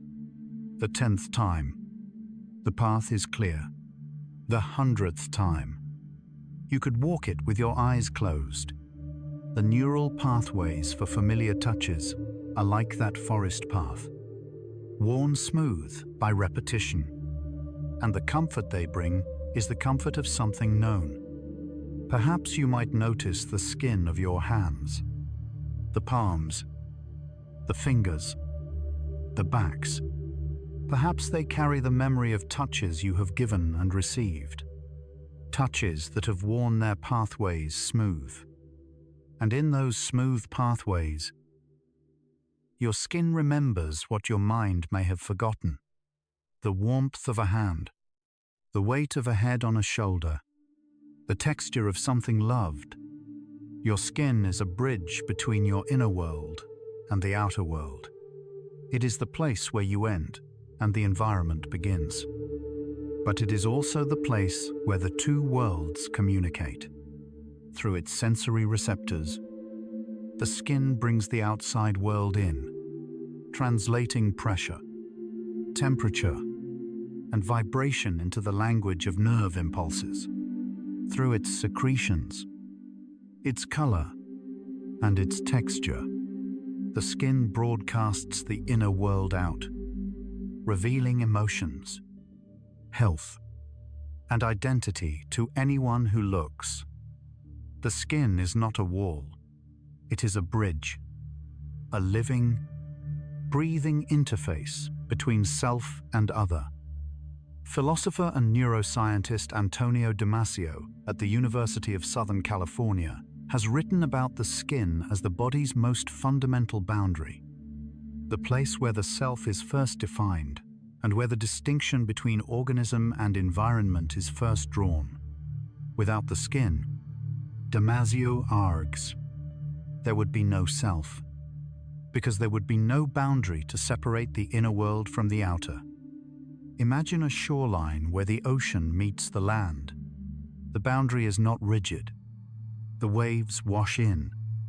The sand shifts. And the line between water and earth is always changing. But it is there. Always. Marking the place where one world ends and another begins. Your skin is that shoreline. And you are the land. And the world is the ocean that meets you at every point. Perhaps you might notice the whole of your skin, all at once, from your face to your feet, from your fingertips to the back of your neck.